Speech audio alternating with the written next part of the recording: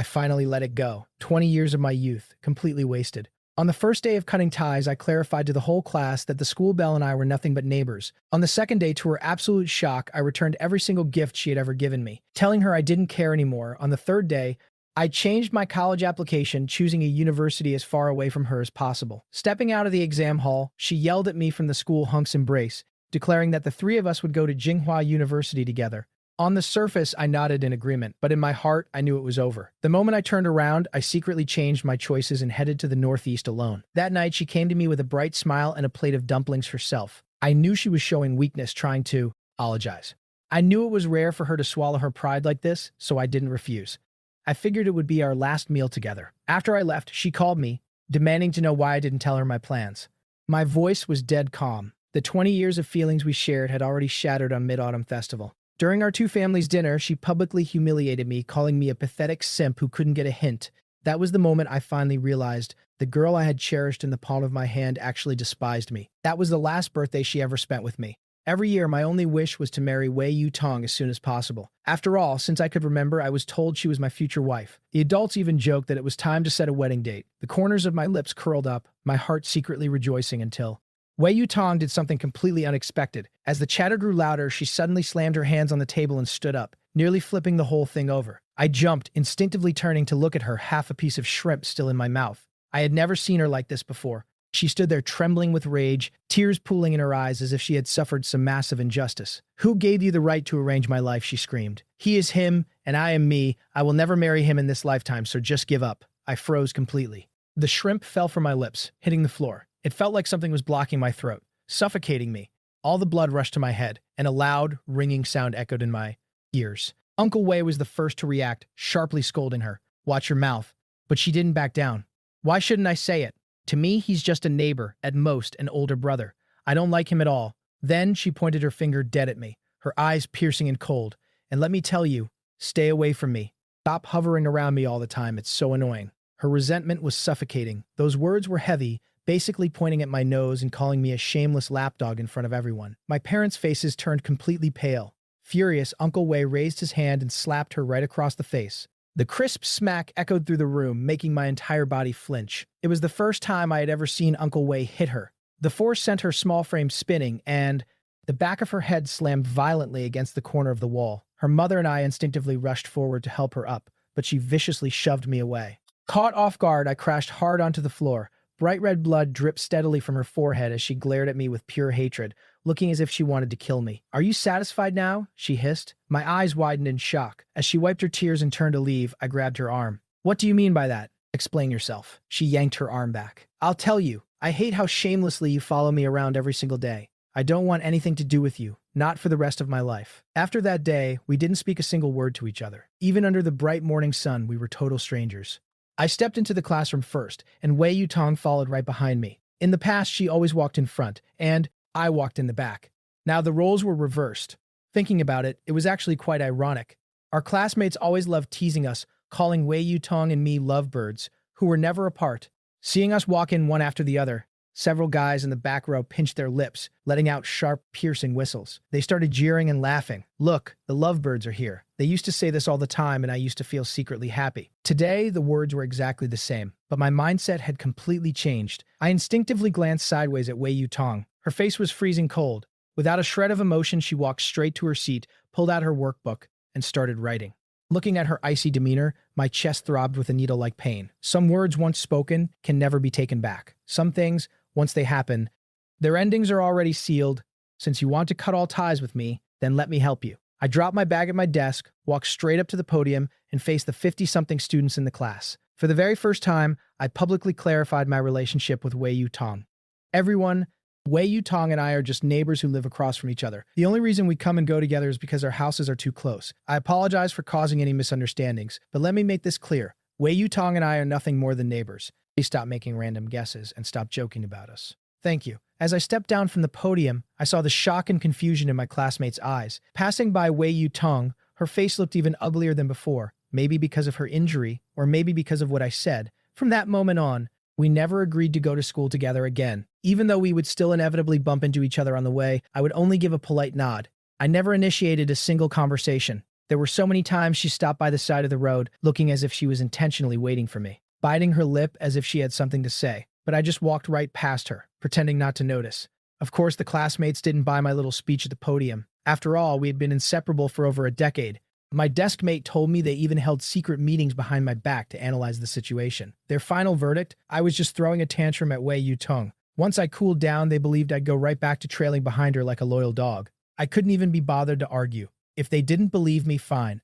I couldn't exactly pry, open their brains, and force my thoughts inside. Time and facts would prove me right anyway. Thursday afternoon, the third period was PE class.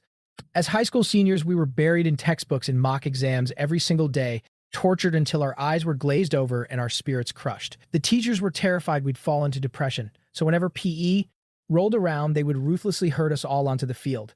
No one was allowed to stop until we ran at least 3 to 5 laps. Because of a bad cold, I took sick leave and stayed in the classroom. About 20 minutes later, a classmate violently kicked the door open and rushed in. Seeing me, he grabbed my arm without a word and yanked me outside. Hao Feng. Wei Yutong tripped while running. She's bleeding a lot. Go check on her right now. Hearing that I had arrived, the crowd of students parted in unison, leaving a wide, clear path just for me. And Wei Yutong suddenly raised her head, looking at me from afar. A strange emotion flickered in the depths of her pitch-black eyes, before quickly freezing over into her usual icy indifference. That look felt like a slap to the face, instantly waking me up. I stopped dead in my tracks. Only then did I realize what I was doing. The moment I heard she was hurt, I forgot everything and instinctively rushed over. A self-deprecating smirk tugged at the corner of my lips. What the hell was I doing? Was I just a natural-born masochist? Had I not been humiliated enough, 50 pairs of eyes were staring at me, waiting for me to panic, waiting for me to run around buying water and medicine, catering to her like a loyal servant just like I used to. But I wasn't that guy anymore. She didn't need me to do that, and I had absolutely no reason to step into her orbit ever again. Take her to the infirmary to get patched up, I said coldly. Leaving that single sentence behind, I turned around and walked away without the slightest hesitation. My departure completely shattered everyone's expectations. The second I left, the crowd erupted into heated whispers and debates, but I treated it all like white noise. I didn't slow down, and I never looked back. Time slipped by quietly. In the blink of an eye, more than half a month had passed since that day. My life was a bit lonely now, but incredibly freeing. After the evening study session, I hugged a heavy stack of review materials, waved goodbye to my desk mate, and walked home alone. Maybe the night sky was just beautiful, but I was in a great mood, quietly humming a random melody I had heard somewhere before. Just as I was trying to remember the next lyric, a figure stepped out from the shadows of the corner and blocked my path. It was Wei Yutong. She truly was beautiful.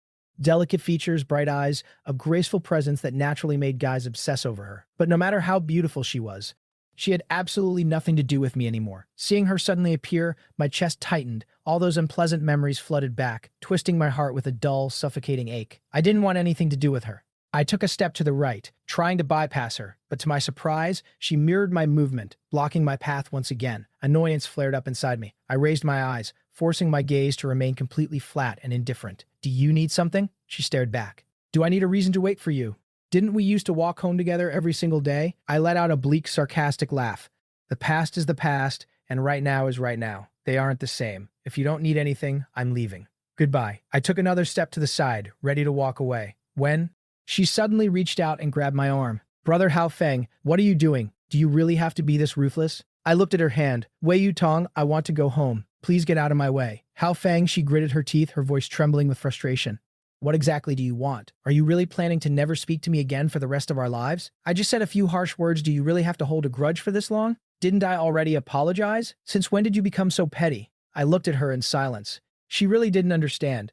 It was never just about a few harsh words, it was the vicious intent behind them. That was what shattered me. She would never realize that what she considered a trivial outburst had caused me an unimaginable level of damage. Hearing her brush it off so casually, my temper finally flared. I raised my head, staring directly into her eyes. Wei Yutong, isn't this exactly what you wanted? I did exactly what you told me to do, and you're still not satisfied. Tell me what the hell do you want from me? Say it. As long as you say it, I'll do it. I could hear the sound of her grinding her teeth in the dark. It was almost chilling. You want to draw a line between us so badly, she sneered. Why don't you just move away then? Wouldn't that be a cleaner cut? I didn't blink. My dad is already looking at houses. But moving is a big deal, so it probably won't happen overnight. I'll urge him again when I get back. But don't worry, even if I can't move out immediately, I promise I will never bother you again. You're ruthless, she spat. Her face turned incredibly pale. She stared at me for a long time, trying to figure out if I was just throwing a tantrum. Realizing I was dead serious, she fiercely tossed those words at me, turned around and stomped off. quickly vanishing into the darkness of the night. Time drifted by uneventfully. Our two families basically resumed their normal relationship, though it was noticeably less enthusiastic than before. As for me and Wei Yutong, a thick, invisible barrier remained between us. I never stepped foot into her room again, and rarely even visited her house. Whenever our families had dinner, I found every excuse to skip it. If I absolutely had to be in the same room as her, I stayed far away and kept my mouth shut. On New Year's Day, my mom had planned for us to celebrate at home, but Uncle Wei and his wife kept insisting. My parents tried their best to decline, but eventually caved. I had no intention of going. But to my surprise, Wei Yutong actually came looking for me. I was slouched on the sofa, wearing headphones and listening to music. She just stood quietly beside me. I knew she was there, but I just didn't know what kind of mindset I should use to face her anymore, so I simply pretended not to notice. Eventually, she reached out and pulled off my headphones. "What is it?" I asked flatly. She sat down next to me. Without making it obvious, I quietly shifted further away, earning a displeased frown from her. "Brother Hao Feng, I actually came to say I'm sorry." "What?" I thought I had misheard her. "I came to apologize," she repeated. "I was wrong that day. I shouldn't have said those things to you. Even though I won't ever like you romantically, I never actually hated you. No matter what happens in the future, I will always treat you like a good older brother." "And so?" I replied coldly. "So Brother Hao Feng, let's go back to walking to school together, okay? Otherwise, our moms will keep worrying about us." I clenched my jaw hard. This so-called apology was practically ripping my scars wide open. She would have been better off saying nothing at all. I had finally managed to bury some of the pain, and here she was reminding me of it all over again. "Wei Yutong, you truly know how to kill someone without spilling a drop of blood." Time flew by. The grueling college entrance exams finally ended, and the massive burden I had carried for over a decade vanished in an instant. Completely liberated, I slept like a corpse for 2 straight days. Other than eating and going to the bathroom, wild horses couldn't drag me out of bed. On the 4th day after the exams, Wei Yutong came over. By then, I couldn't sleep anymore and was sitting at my desk slowly flipping through my old diaries page by page, trying to decide if I should keep them as memories or burn them all to ash. Given our current relationship, burning them was probably the wisest choice. But honestly, I couldn't bear to do it, not because of her, but because of all the genuine love and effort I had poured into those pages. I got the habit of journaling from my dad. Since the 1st grade, I had filled several thick notebooks, all filled with every little detail about me and Wei Yutong. Those diaries were my entire youth. Suddenly, a soft giggle broke my concentration. I turned around to see her leaning against my bedroom doorframe, watching me with a teasing smirk. My heart panicked for a second, but my hands remained steady as I locked the diary inside my drawer. I forced a polite smile. "Wei Yutong, you're here. Our great sleeping god has finally awakened," she teased. She strolled over and casually hopped up, sitting right on the edge of my desk, her voice laced with playful banter. How long had it been? The distance between us had become as cold and sterile as water. Her sudden proximity didn't feel intimate. It just felt glaringly wrong. Feeling an uncomfortable strangeness, I instinctively leaned away from her. In the past, her closeness would make my heart race with excitement, but now it only made me want to escape. "Brother Hao Feng, how did you do on the exams?" she asked, her eyes sparkling with some strange, eager excitement that I couldn't quite understand. "I came over a few times, but you were always asleep." "You really can sleep." "It went all right," I replied, keeping my head down and refusing to meet her gaze. I focused entirely on fiddling with a small ornament on my desk, subtly creating even more distance between us. In truth, I had crushed the exams. But because my heart had already built an impenetrable wall against her, I simply couldn't chat with her freely like I used to. I was even terrified of making eye contact with her. I was afraid I wouldn't be able to control my own heart, afraid I would fall back into the abyss of liking her. Whenever I saw her, I had to violently remind myself, she is just a younger sister. You are just an older brother. Do not cross the line. Brother Hao Feng, tell me the truth. Are you still mad at me? Perhaps sensing my icy demeanor, her voice shifted, growing strangely serious. I looked up at her in confusion. She stared back at me for a moment before letting out a helpless little laugh. "Brother Hao Feng, let's go to the same university, okay? That way we can still go to classes together." I offered a hollow smile. "I haven't decided yet," I said. Our conversation about which university to apply to ended with no conclusion. She didn't get a solid answer out of me, and she left looking slightly disappointed. I didn't tell her that someone had actually sought me out recently, subtly hinting that they hoped I wouldn't go to the same school as her. Deep down, I was actually a very stubborn person.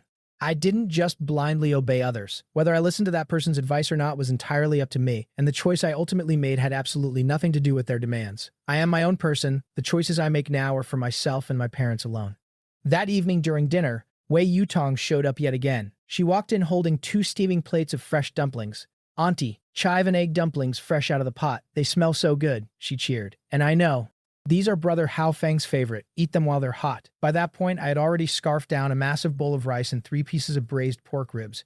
I had absolutely no room left in my stomach, but under her intense, expectant gaze, I symbolically took a single bite before putting my chopsticks down. After she left, my mom brought up the university applications again. She said she had thought about it and believed it would be best if I went to the same school as Wei Yutong. After all, we had grown up together, we knew each other well, and we could look out for each other. I didn't say a word. My mind was already made up. There was a guy in the class next door named Hua Chu, a transfer student from out of town who was widely recognized as the school hunk. I had seen Wei Yutong walking with him multiple times. Seeing their hands intertwined had pierced my heart over and over again.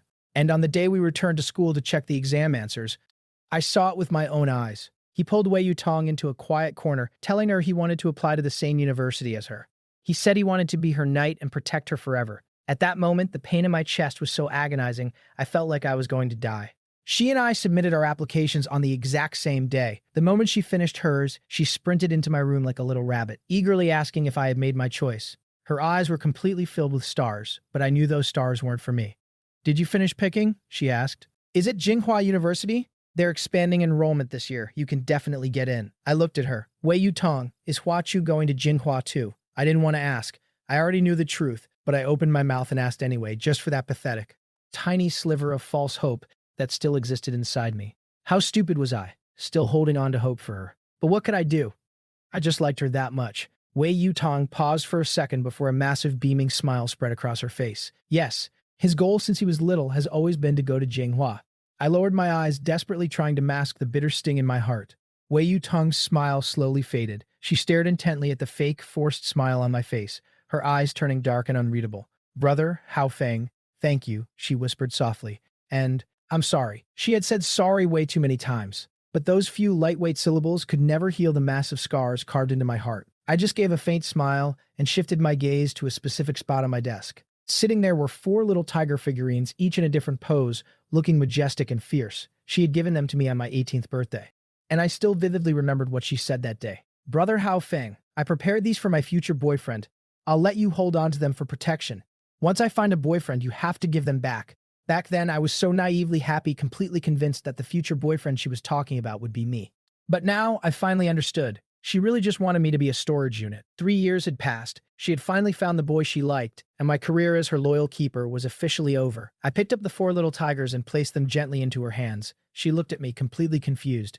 "What are you doing?" "What am I doing?" I echoed. "Wei Yutong, you were the one who said it. You were the one who made the rules. Are you really going to play innocent right now? Years ago, you entrusted me to keep these safe until... You said you prepared these for your future boyfriend. Now that you found him, it's not right for me to keep holding on to them. It's time to return them to their rightful owner." In the very last minute before clicking confirm on my college application, I wiped out Jinghua University and changed it to a prestigious school far in the north, Ling University. Their traditional Chinese painting major was famous nationwide, having produced countless great masters. Since I refused to go to Jinghua, it was my absolute best choice.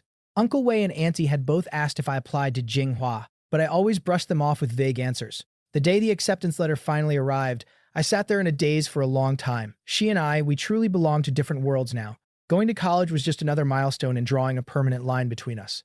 Not long after, she burst into my house, waving her acceptance letter with pure excitement. "Brother Hao Feng, bring out your letter. Let me see it. Look at mine." She was smiling so beautifully it was the exact same smile buried deep in my memories, the one that used to keep me awake all night long until... I calmly handed my acceptance letter to her. She stared at the school's name, her eyes widening in sheer disbelief. She was shocked, completely caught off guard. I had always listened to her. She probably never expected that on something as massive as college applications, I would dare to make a decision that went against her wishes. She probably hadn't realized it yet. I was no longer the old me. She was the one who changed me. "Brother Hao Feng, why?" she asked, a flicker of hurt flashing in her eyes. "Wei Yutong, losing you was already painful enough. I can't lose myself too. Since you don't love me, just let me go." "Honestly, the traditional painting major there is just a better fit for me," I said with a faint smile, not looking into her eyes, nor waiting to see her reaction. You must still be holding a grudge against me," she muttered. "If my mom finds out you didn't apply to the same school as me, she's definitely going to beat me up."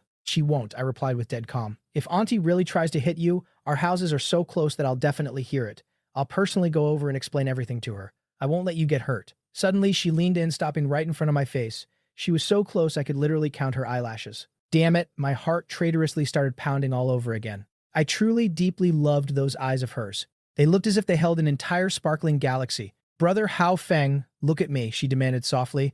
"Are you still hung up on what I said that day? Have you been blaming me this whole time? Have you really not forgiven me, brother Hao Feng?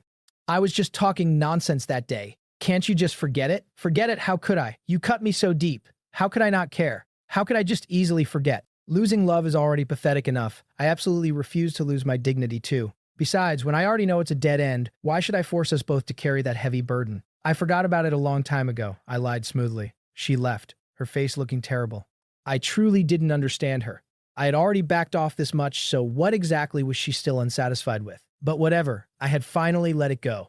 Those 20 years of youth were just the price of growing up. The southern city I lived in was in the deep south, while Ling University was over 3,000 kilometers away in the freezing north. It was practically the ends of the earth. My parents couldn't bear to see me go that far away, worrying that I wouldn't adapt to the brutal climate or get used to the food.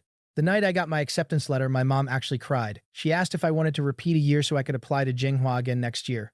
Even the local normal university is fine, she pleaded. At least it's close by, so we can take care of you without worrying day and night. I completely understood my mother's heartache, but what about my heartache? I desperately wanted to forget Wei Yutong.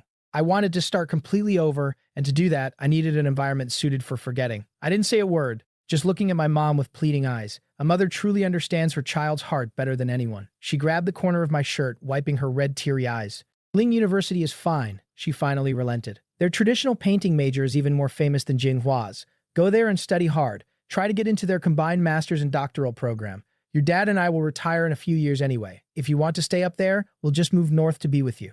Why are you crying? My dad chimed in. Isn't Yu Mang up there too? With her looking out for him, Hao Feng won't be lonely. My parents' immense love and understanding instantly swept away the melancholy and reluctance buried in my heart. At the time, I was so single-mindedly focused on escaping Wei Yutong's orbit that I had completely forgotten one crucial detail. Uncle Wei had another daughter, and she happened to be doing her postgraduate studies right at Ling University.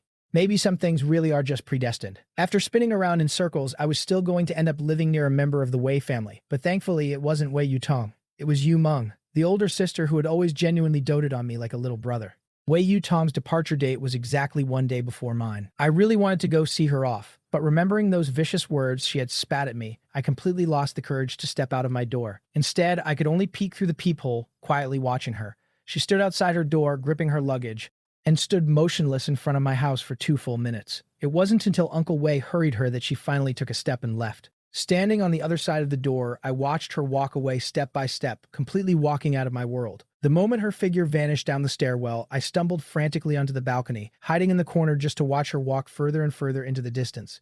One last time.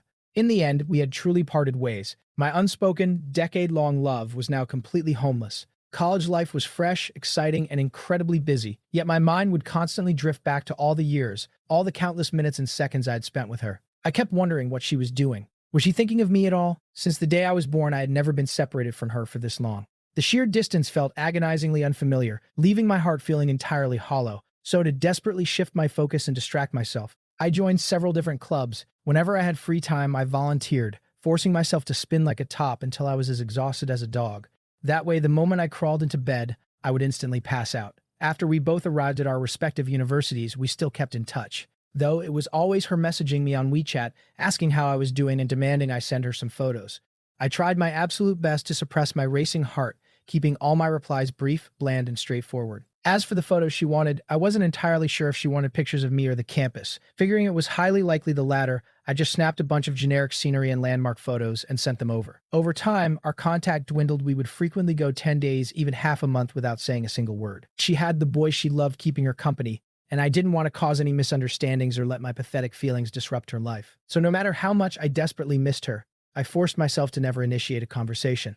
Right before the winter break, she finally messaged me once asking when I was heading back. Gripping my phone, I stared at those few simple words, a chaotic mix of joy and sorrow swelling in my chest.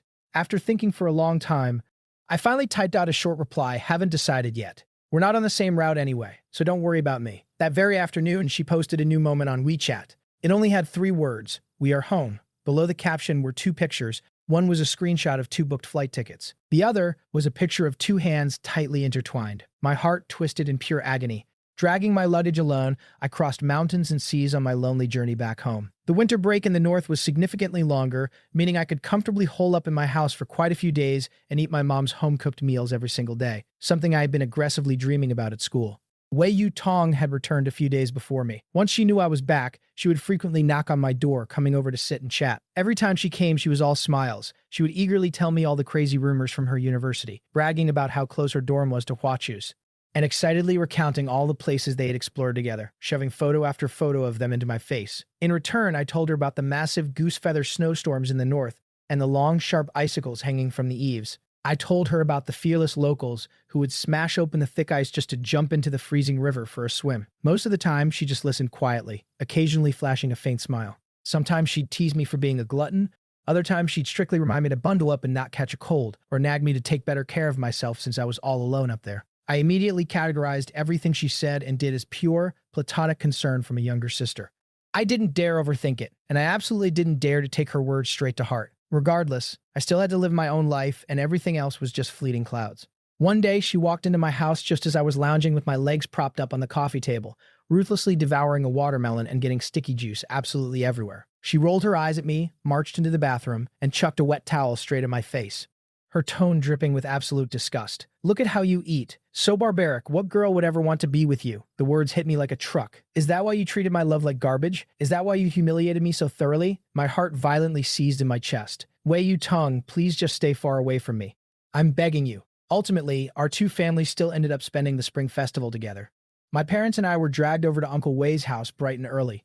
Paper cutouts were pasted on the windows, tiny colorful lights hung from the balcony, and the constant crackle of firecrackers outside, combined with the festive New Year broadcast on the TV, made the holiday atmosphere incredibly thick. I had absolutely nothing to do. I tried several times to sneak back home and hole up in my own room, but Auntie caught me every single time, practically dragging me toward Wei Yu Tong's bedroom, insisting I go play with her. I didn't outright refuse, but I didn't go either. Instead, I just curled up in the corner of the sofa, scrolling through my phone alone. The things that had happened between us hung over my head like a razor-sharp guillotine. I didn't dare forget the pain for even a single second. Yes, Wei Yu Tong had apologized for it, but I simply couldn't get over the massive hurdle in my own heart.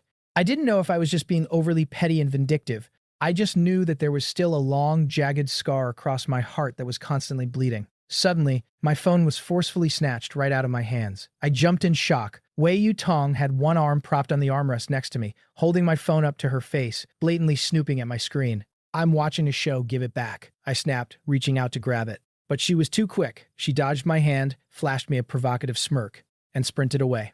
"If you want your phone, come to my room," she challenged. I didn't want to go to her room, and I certainly didn't want to chase her like a dog. But then I suddenly remembered my phone still held an enormous amount of her photos. She didn't know about them, and if she saw them, she would definitely overthink things again. Left with no choice, I begrudgingly got up and walked over to her room to retrieve my phone. By the time I got there, she was already sitting at her desk. "Come in, let's watch it together," she giggled, her eyes sparkling with delight. "Wei Yu Tong, the person you like isn't me, so why do you constantly insist on bothering me? I'm not coming in. Bring it out here," I said coldly. "Ah, too scared to come in," she teased. "Brother Hao Feng, since when did you become so thin-skinned? Fine, if you like it so much, you can keep watching. I'll just go watch the TV." Lowering my eyes, I spoke with complete indifference and turned around to leave. "Hey," she called out, clearly unhappy. "Are you really this much of a sore loser? You can't even take a tiny joke? You're just as sensitive as him. Here, take it back. It's not like I actually wanted to watch it anyway." She forcefully tossed the phone right at me. I hurriedly fumbled to catch it. Out of the corner of my eye, I caught her childish, frustrated pout, and a massive headache began forming at my temples. Suddenly, I genuinely had no idea how I was supposed to interact with her anymore. With my phone finally back in my hand, I completely lost the mood to continue watching my show. Instead, my mind fixated entirely on the exact words she had just carelessly thrown at me. "You're just as sensitive as him." Who was she referring to? Ever since she was little, she had a distinct personality and absolutely despised interacting with boys. I used to be the sole exception in her life. So, that him? I didn't even need to think to know it was Huachu.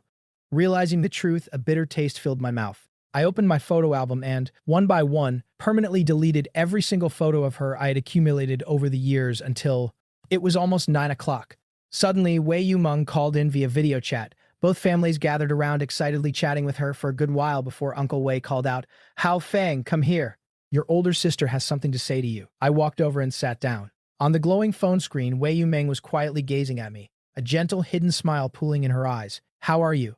Is everything going well at school?" "It's been going great," I replied. After not seeing her for over a year, Sister Yumeng had gained a captivating, mature charm. Her radiant eyes rippled with a mesmerizing light. Wei Yu Tong was already incredibly beautiful, but her older sister somehow completely eclipsed her. "Are you sure?" she teased softly. "Are you not used to the food? Why have you lost so much weight?" "No way," I laughed. "I actually really love northern cuisine, especially the sweet and sour pork." My greedy expression clearly amused Sister Yumeng. Her eyebrows lifted gracefully as a brilliant, doting smile bloomed across her face. "All right then. Sometime around March or April, I'll be back on campus. I'll take you out for sweet and sour pork." Sister Yumeng's call injected an unexpected warmth into my otherwise suffocating New Year's Eve. Happy days are always fleeting, and before I even realized it, it was already time to head back for the new semester. Due to the intense forced intervention of my mom and auntie, I had no choice but to book the exact same flight back as Wei Yutong. The moment we arrived at the airport, Hua Chu was already standing by the curb, waiting with a gentle smile. The second Wei Yutong successfully escaped the watchful eyes of her parents, she instantly transformed into a joyous, hyperactive bird. She sprinted happily toward him, grabbing his hand and throwing herself straight into his embrace. People deeply in love truly act as if a single day apart is like 3 long years. Swallowing down a bitter jug of vinegar, I forcibly turned my head away, grabbed my luggage, and walked into the terminal entirely alone. The academic workload this semester was significantly heavier than the last. I violently purged all distracting thoughts from my mind and threw myself entirely into my studies. Gradually, I realized my racing heart had finally completely calmed down. I even entered a massive competition organized by the department, and my results were shockingly high, practically causing a sensation across the entire faculty. My visiting professor deeply admired my artistic style. He challenged me to paint my own interpretation of blooming flowers and full moon, promising that if the piece was exceptional, he would showcase it at a prestigious exhibition and take me on as his postgraduate student. This professor held supreme status in the world of traditional Chinese painting. Being personally mentored by him was the ultimate top-tier dream for any art student. So, I locked myself away and spent over a month perfecting the painting. When I finally brought it to the professor, my heart pounding with anxiety, he was right in the middle of a video conference. I immediately tried to back out, but he enthusiastically waved me in. Grabbing my painting, he held it up straight to the webcam, asking the person on the other side to critique it. Only after the call ended did I find out he had been holding an online session with his remote students. Unsurprisingly, my artwork received extremely high praise once again. In fact, the professor heavily insisted that I add one of the female students on WeChat, claiming our artistic styles were completely distinct but highly complementary, and urged us to exchange our insights on traditional painting. I honestly didn't want to add a stranger, but completely ignoring my personal boundaries, the professor snatched my phone, pulled up my QR code, and shoved it right into the camera frame. "Professor, I already have him on WeChat." A cool, elegant voice suddenly echoed through the speakers, a very familiar voice. "Oh, you two already know each other?" The professor looked stunned. He flipped my phone screen around and shoved it right in front of my face. Seeing the person on the screen, a massive grin broke out on my face. It was Sister Yumeng. She was sitting on the other end of the network, gazing at me with a soft, amused smile. "Yeah, she's my older sister," I told the professor. "Be good, Hao Feng. Focus on your classes. I'll be back soon to treat you to some good food," she replied, her smile incredibly gentle, radiating that exact same doting warmth she had always given me. From that day on, the professor started bragging about my artistic talent to absolutely everyone he met. In his mouth, I had transformed into a once-in-a-generation genius. Almost overnight, I exploded in popularity, becoming a massive celebrity not just in my department, but across the entire campus. I instantly shot into the top 3 of the university's Hall of Fame, and my portrait was practically plastered on the main billboard, making sure that almost everyone in the school recognized me. Naturally, the number of people begging me for custom paintings absolutely skyrocketed. Some offered money, some didn't, but I was so insanely busy that my overall mood steadily grew brighter and clearer. Sister Yumeng was a few years older than me. Growing up, I had always just passively enjoyed her care, but I didn't actually know that much about her inner world. Now, as we started interacting far more frequently, I realized she was actually an incredibly fascinating person. Every few days, she would seek me out to dive deep into discussions about traditional painting techniques, generously passing down her hard-earned experience to me. Sometimes she would send over her latest artwork so we could appreciate them together, and whenever I hit a massive creative bottleneck, I would immediately run to her for guidance. She always delivered the most sharp, insightful advice, benefiting me immensely. Because our passions and hobbies aligned perfectly, our conversations flowed seamlessly, and spending time with her felt ridiculously effortless. And occasionally, when I managed to squeeze out some free time, I would actively scroll through Wei Yutong's WeChat moments, using it as a sick way to train my own emotional tolerance. Completely ditching her previous cold, unapproachable persona, Wei Yutong was now violently flexing her happy love life almost every single day. If it wasn't selfies of them acting lovey-dovey, it was photos of them holding hands on romantic dates. Basically, she was shoving dog food down everyone's throats in endless waves.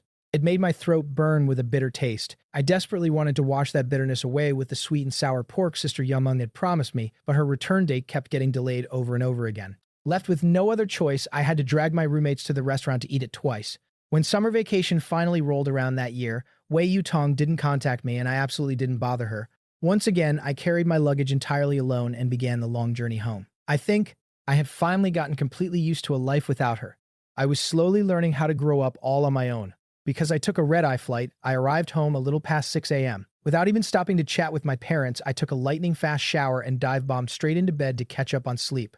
By the time I finally clawed my way out of my chaotic, tangled dreams, it was already noon. My mom was busy bringing hot dishes to the dining table. Seeing that I was finally awake, Auntie waved me over with a warm smile. I originally wanted cold noodles, but got dragged to a newly opened private restaurant on the corner instead. By the time I pushed open the private room doors, there was only one empty seat left. Brother Hafeng, you're so slow.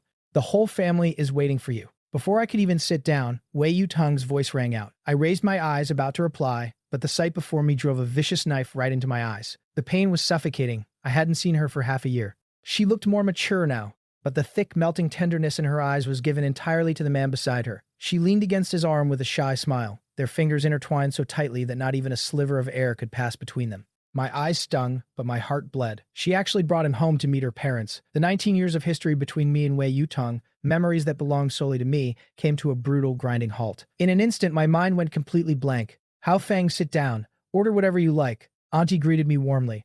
I sat there in a daze. Sitting right across from me were two people perfectly in love. In that moment, I truly wished I could gorge my own eyes out. Wei Yutong looked at him with an unbearably sweet gaze. Brother Hafeng, this is the guy I've been telling you about. Meet my boyfriend, Hua Chu.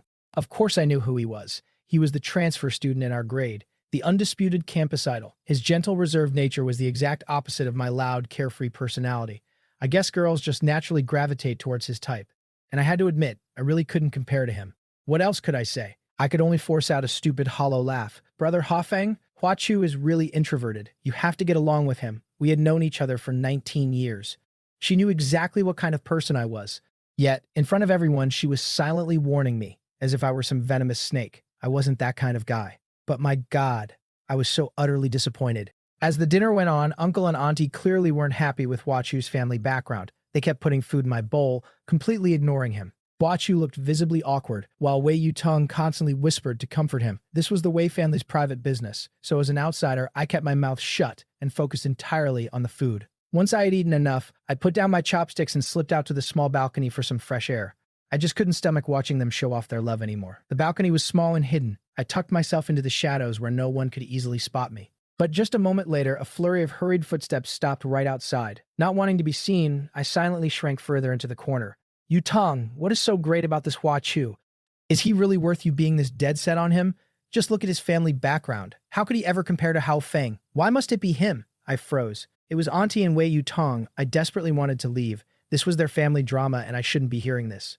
But the balcony was a dead end. Unless I jumped, I was trapped until they left. Wei Yutong was clearly hopelessly in love. Disregarding everything, she lowered her voice and fiercely argued with her mother.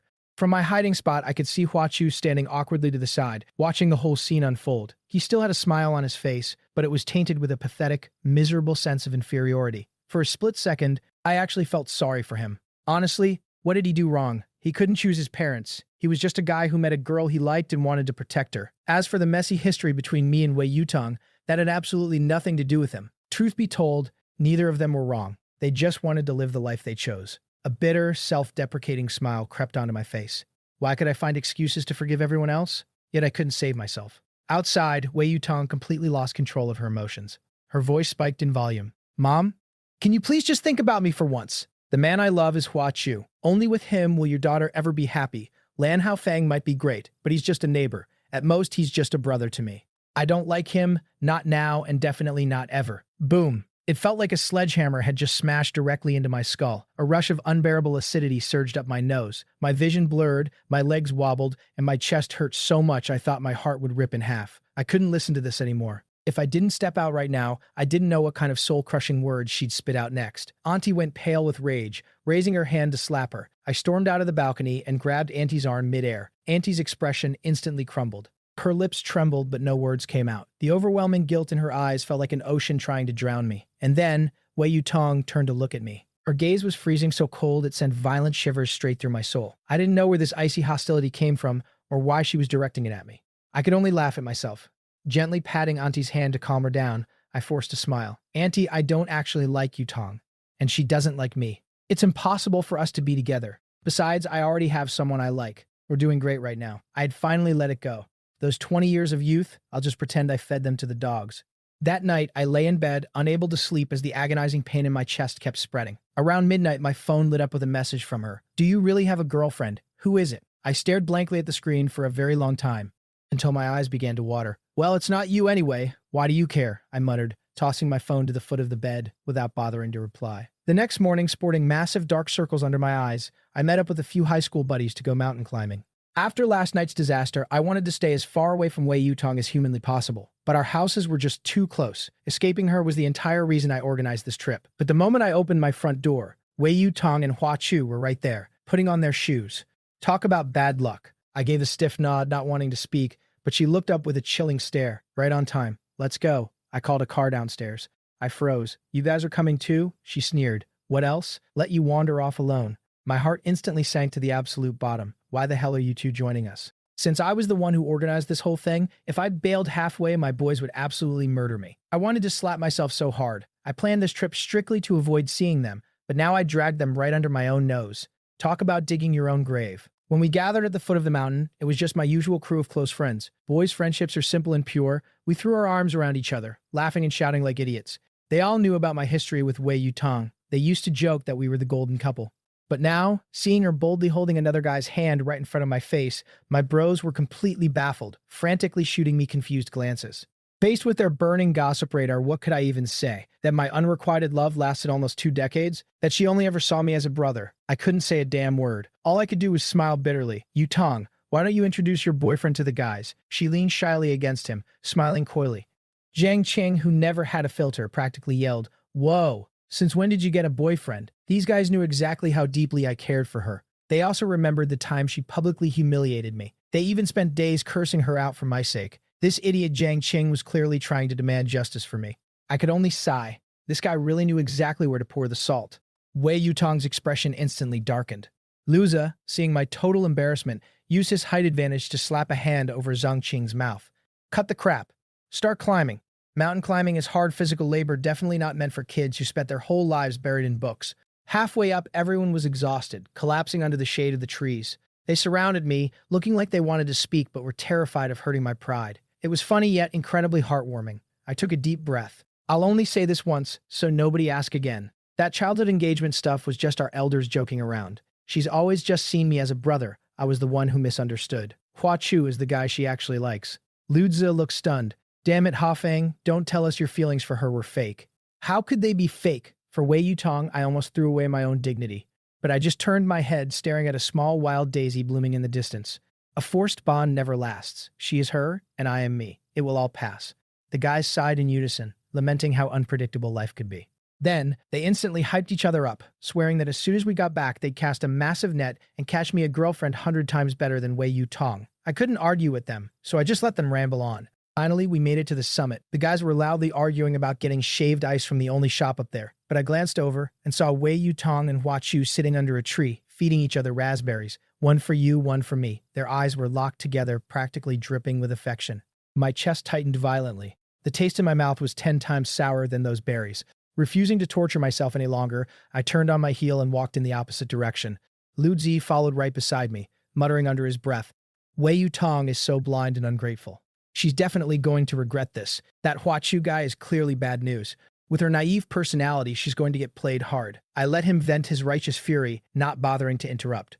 Only when he finished did I tell him that she and I were firmly in the past, and to drop it. He ground his teeth, furious at my lack of backbone. I didn't have the energy to argue. I just stayed quiet, handing him water whenever his throat got dry. Suddenly, Zhang Qing called, Hey, we found a massive wild peach tree growing right on the edge of the cliff. It's loaded with fruit.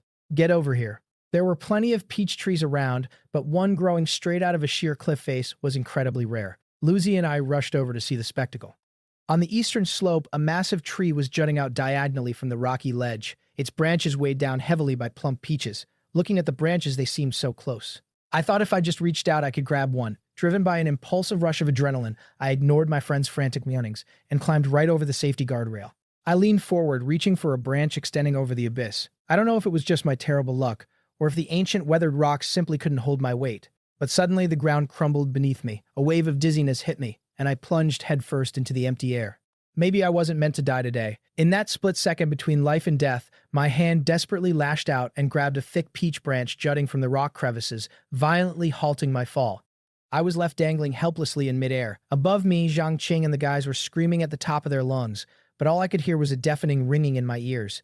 Thankfully, this was a tourist spot with an active rescue team. Help arrived quickly. By the time two young rescue workers finally hauled me back up to the trail, Wei Yutong was just arriving, dragging Hua Chu behind her. Lan Haofeng, how could you be so clumsy? Are you hurt? Since we were hiking, I was wearing a t-shirt and shorts. My exposed arms and legs were covered in brutal gashes, blood dripping everywhere. The sight of my own shredded skin was terrifying. The sheer terror of the fall completely paralyzed me. I couldn't even form a word to answer her. Hua Chu immediately crouched down between us, smoothly blocking the arm she was extending toward me. He used his softest, most comforting voice to soothe her. Yutong, don't panic. Haofeng will be absolutely fine. The lingering horror of nearly dying had frozen me to my core. My whole body was shaking uncontrollably like a leaf in a blizzard. Disgusted by their display of affection right in front of my bleeding body, I simply squeezed my eyes shut. Seeing me curled up and trembling, my friends' expressions darkened. They immediately rushed in, shielding me and asking if I was okay.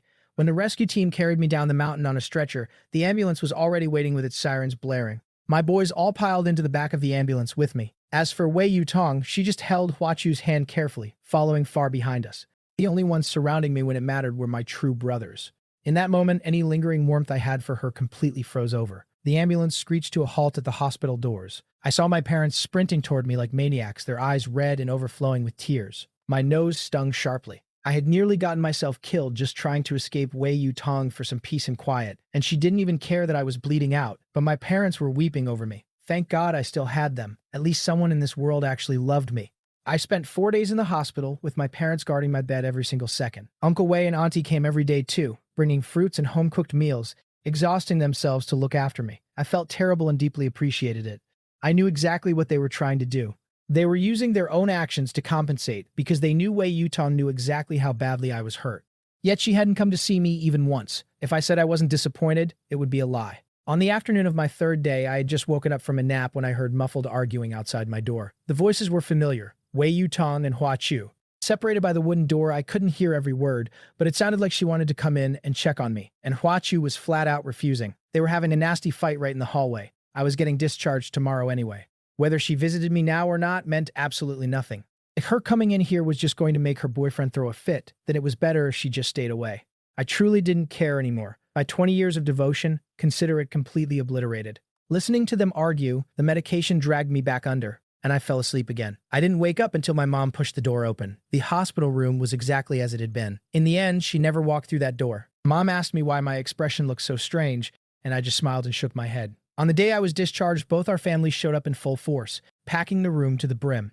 Uncle and Auntie were packing my bags, my mom was helping me into my jacket, and my dad was half kneeling on the floor tying my shoes. It was chaotic and loud, but my heart felt incredibly warm. So what if I lost love? With affection this deep and beautiful surrounding me, I was actually the richest guy in the world. Wei Yutong stood far away in the corner, with a clearly irritated Hua Chu right beside her. Several times she tried to step forward and help, but he subtly blocked her every time. So, she just stayed there keeping him company. Occasionally, she'd shoot me a glance filled with a hint of concern, but mostly she kept whispering in Hua Chu's ear to coax him. Hua Chu kept glaring in my direction, his eyes filled with undisguised hostility. I guessed Auntie had forced Yutong to come pick me up. Hua Chu didn't want her to come but didn't dare refuse the adults, so he was taking it out on her. The doctor said my wounds were mostly superficial, mixed with extreme shock, and I just needed to rest at home for a few days. But my mom had practically been scared out of her mind. She took an extended leave from work, determined to stay by my side 24/7, swearing to feed me until I gained back every single pound I lost.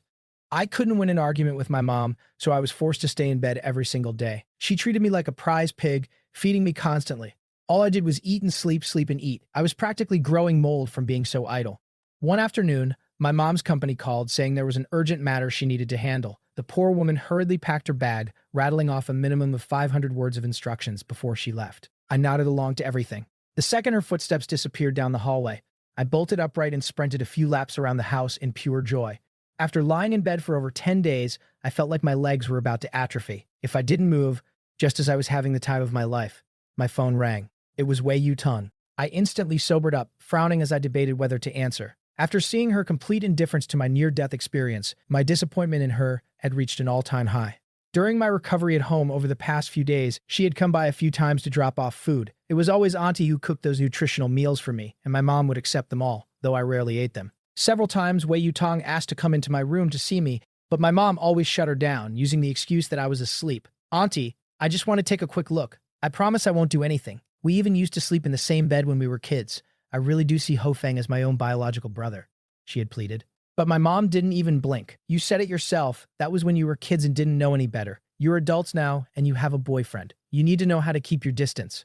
The day I came home, I told my mom that Hua Chu was unhappy about Wei Yutong picking me up from the hospital. If he found out she was hanging around my bedroom, they'd definitely get into a fight. I didn't want to be the spark that ignited their relationship drama. I just wanted to stay as far away from them as possible. Ever since the incident, although my mom and Auntie's friendship hadn't suffered, my mom definitely had strong opinions about Wei Yutong herself. In fact, my parents had already looked at houses in another district. It took a lot of convincing on my part to make them drop the idea of moving. I just didn't want my mom to have any regrets. However, she always assumed I refused to move because I was still hung up on Wei Yutong, which upset her for quite a while. Now that I was actively trying to distance myself from Wei Yutong, my mom was 100% on board and executed the plan. With absolute ruthlessness, when facing Wei Yutong, she no longer left any room for politeness. Honestly, I felt like if it weren't for Auntie's sake, my mom wouldn't even let her through the front door. In my mom's own words, "You didn't leave my precious son a shred of dignity in front of all those people, so why should I coddle you?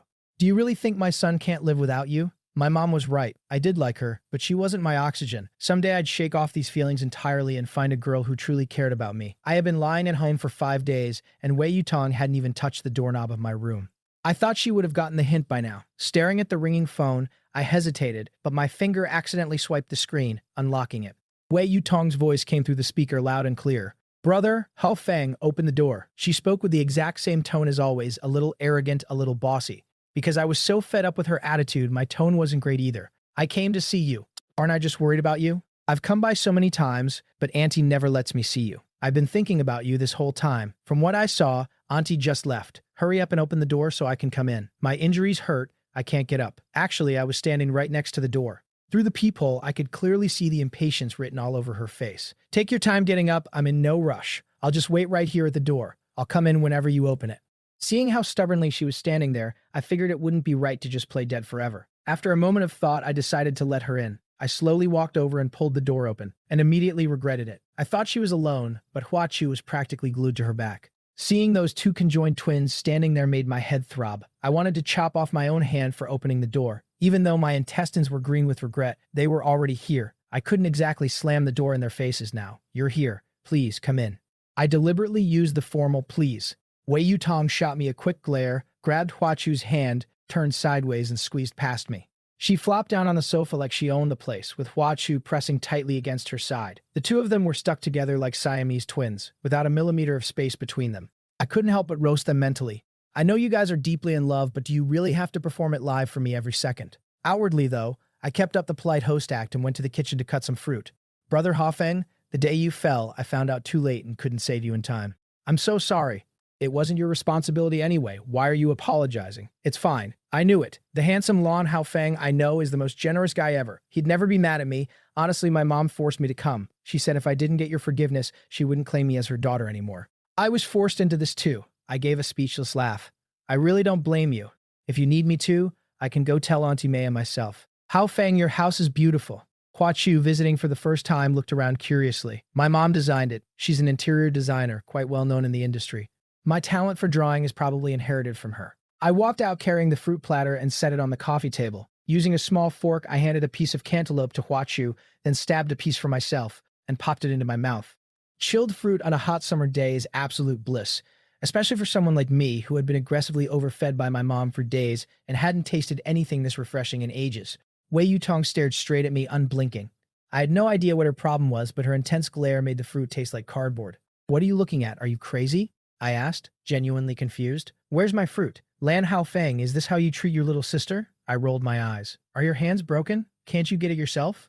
Are you expecting me to feed you like I used to? You even know where our family keeps the bank books, so why pretend to be a polite guest now?" I swear on my life, I said those words completely unintentionally.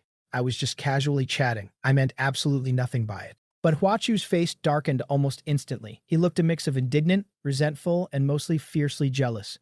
Lan Haofeng, is your family that rich? You even tell her where you keep your bank books. Aren't you afraid something might happen to them? I shrugged casually. I was just making an analogy to show how well Wei Yutong knows my house. Hell, even I don't know where our bank books are, so she definitely doesn't. But Huachu's question was incredibly loaded. By obsessing over whether my family was wealthy or not, he was simultaneously questioning Wei Yutong's character.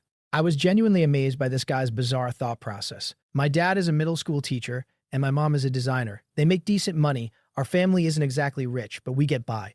What's the phrase my mom uses? Oh right, worse off than some, better off than many. I'm just telling the truth, no exaggeration at all. We're just chatting, saying whatever comes to mind. Huachu's face grew even uglier. He gripped Wei Yutong's hand tightly. Yet, he still maintained that gentle, soft-spoken facade. Actually, not having money is a good thing. I've heard that families with a bit of wealth are never happy. Either the siblings fight over the inheritance, or the parents hate each other. Sooner or later, they end up getting divorced. Classmate Huachu, are you implying that my parents are going to get divorced sooner or later? Hearing that, I immediately lost my temper. Wasn't he blatantly cursing my family? Even Wei Yutong realized he had crossed a line. She squeezed his hand. Don't talk nonsense. Uncle and auntie have a great relationship. Huachu didn't let go of her hand. Instead, he pulled Wei Yutong right into his arms, turned his head and stared at me provocatively. I didn't mean it like that at all. Yutong, you're overthinking it. Watching the two of them put on this ridiculous show, I really wanted to grab a broom and sweep them both out the door. If you want to make out, go home, lock the door, and kiss until your lips bleed. Nobody cares. Why come to my house and act like a pompous jerk? Huachu's words were heavily loaded. Even a carefree guy like me understood the subtext perfectly, so there was zero chance Wei Yutong didn't hear it. She was just playing dumb to protect him. Which meant Huachu knew Wei Yutong was here, knew I couldn't do anything to him, and deliberately came to my house to pick a fight. It's true that I haven't spoken much over the past 2 years, mostly because I was too lazy to argue. But that absolutely didn't mean I was a pushover. In the past, when Wei Yutong bullied me, I had no choice because I was foolish enough to like her. But who the hell are you, Huachu? Who gave you the right to waltz into my house and act like the boss? Do you really think Wei Yutong is your impenetrable shield, making you invincible? Let me tell you, I'm completely over it. Those 20 years of youth, just consider them gone. You probably don't know this, but my parents' relationship is rock solid. Plus, I'm an only child. Whatever good stuff we have is all mine. Even if I wanted someone to fight over it with, I couldn't find anyone. Isn't this just pure green tea behavior? Who doesn't know how to play this game? Haofeng, you misunderstood. I really didn't mean it that way. I just came with Yutong to check on you. I swear I had no other intentions. You're overthinking it. Huachu looked at me with immense grievance, acting as if I had just brutally bullied him. He couldn't stand the fact that my family had decent living conditions. I didn't care about that. After all, his family had been through a lot. But he absolutely should not have dragged my parents into it. How could I possibly let someone insult the people who gave me life and raised me? Wei Yutong stared at me in shock. She probably thought I was born to be a doormat with zero temper. Honestly, in the past, I was famous for my good temper. Especially when it came to her, I really did obey her every single word. Seeing that Wei Yutong wasn't stepping in to defend him, Huachu put on an incredibly pathetic, humiliated expression. Haofeng, please don't be like this. I really didn't mean anything by it. I just wanted to see how you were doing. If you look down on me, I'll just leave right now. I was thoroughly disgusted by his hypocritical act. Wei Yutong, thanks for coming to see me. You can head back now. I'm tired and want to rest. I coldly issued the eviction notice. Wei Yutong's face instantly darkened, a dark storm brewing in her eyes. She stared at me fixedly, clearly furious that I was kicking them out. Lan Haofeng, we came here with good intentions to see you. What is wrong with you? If you really look down on Huachu that much, fine. We'll just stay far away from you from now on. The first half of her sentence was for Huachu to hear, while the second half was aimed straight at me. I was so angry I almost laughed. Her performance right now gave me a brand new understanding of who she was. From the moment they walked in, Huachu had been subtly digging traps and throwing shade. He was the one who provoked me first, okay? She was so smart, there was no way she didn't see through his act. Yet when I fired back a few sentences, in her eyes it suddenly became me humiliating Huachu. So, what about the garbage he spewed? Did my parents deserve his passive-aggressive insults? Are you deaf? Did you not hear what he said about my parents? I don't care if you play favorites, but there has to be a limit. I don't give a damn what you guys say about me, but you do not talk about my parents.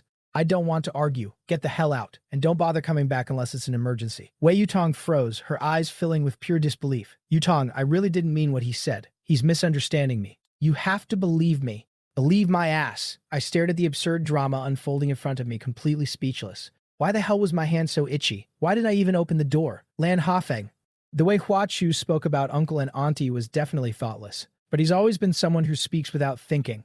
Why do you have to be so petty and unforgiving?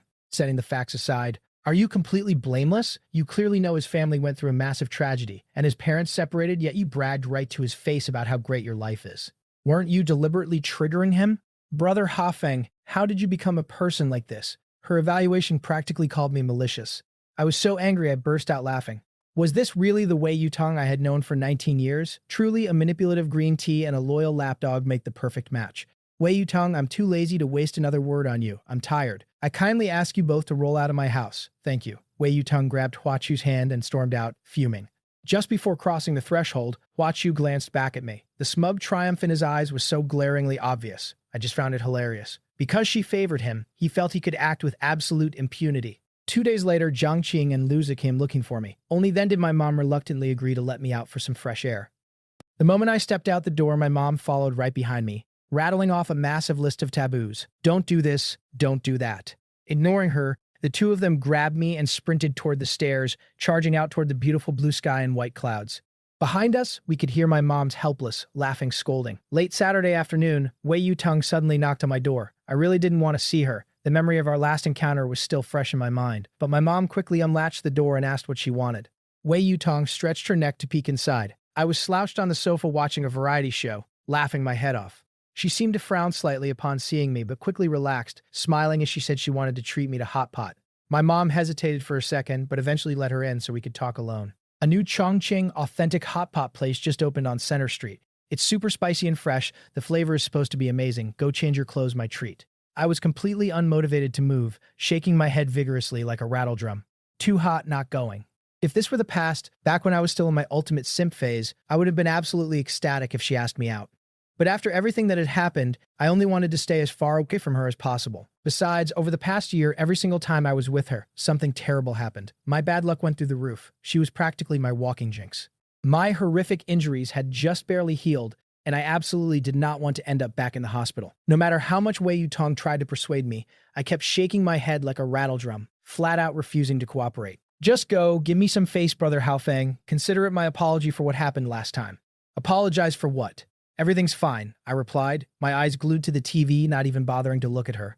Hua Chu was definitely in the wrong that day. He's too thin-skinned to come himself, so I'm apologizing on his behalf. Talk is cheap, so hot pot is the proof.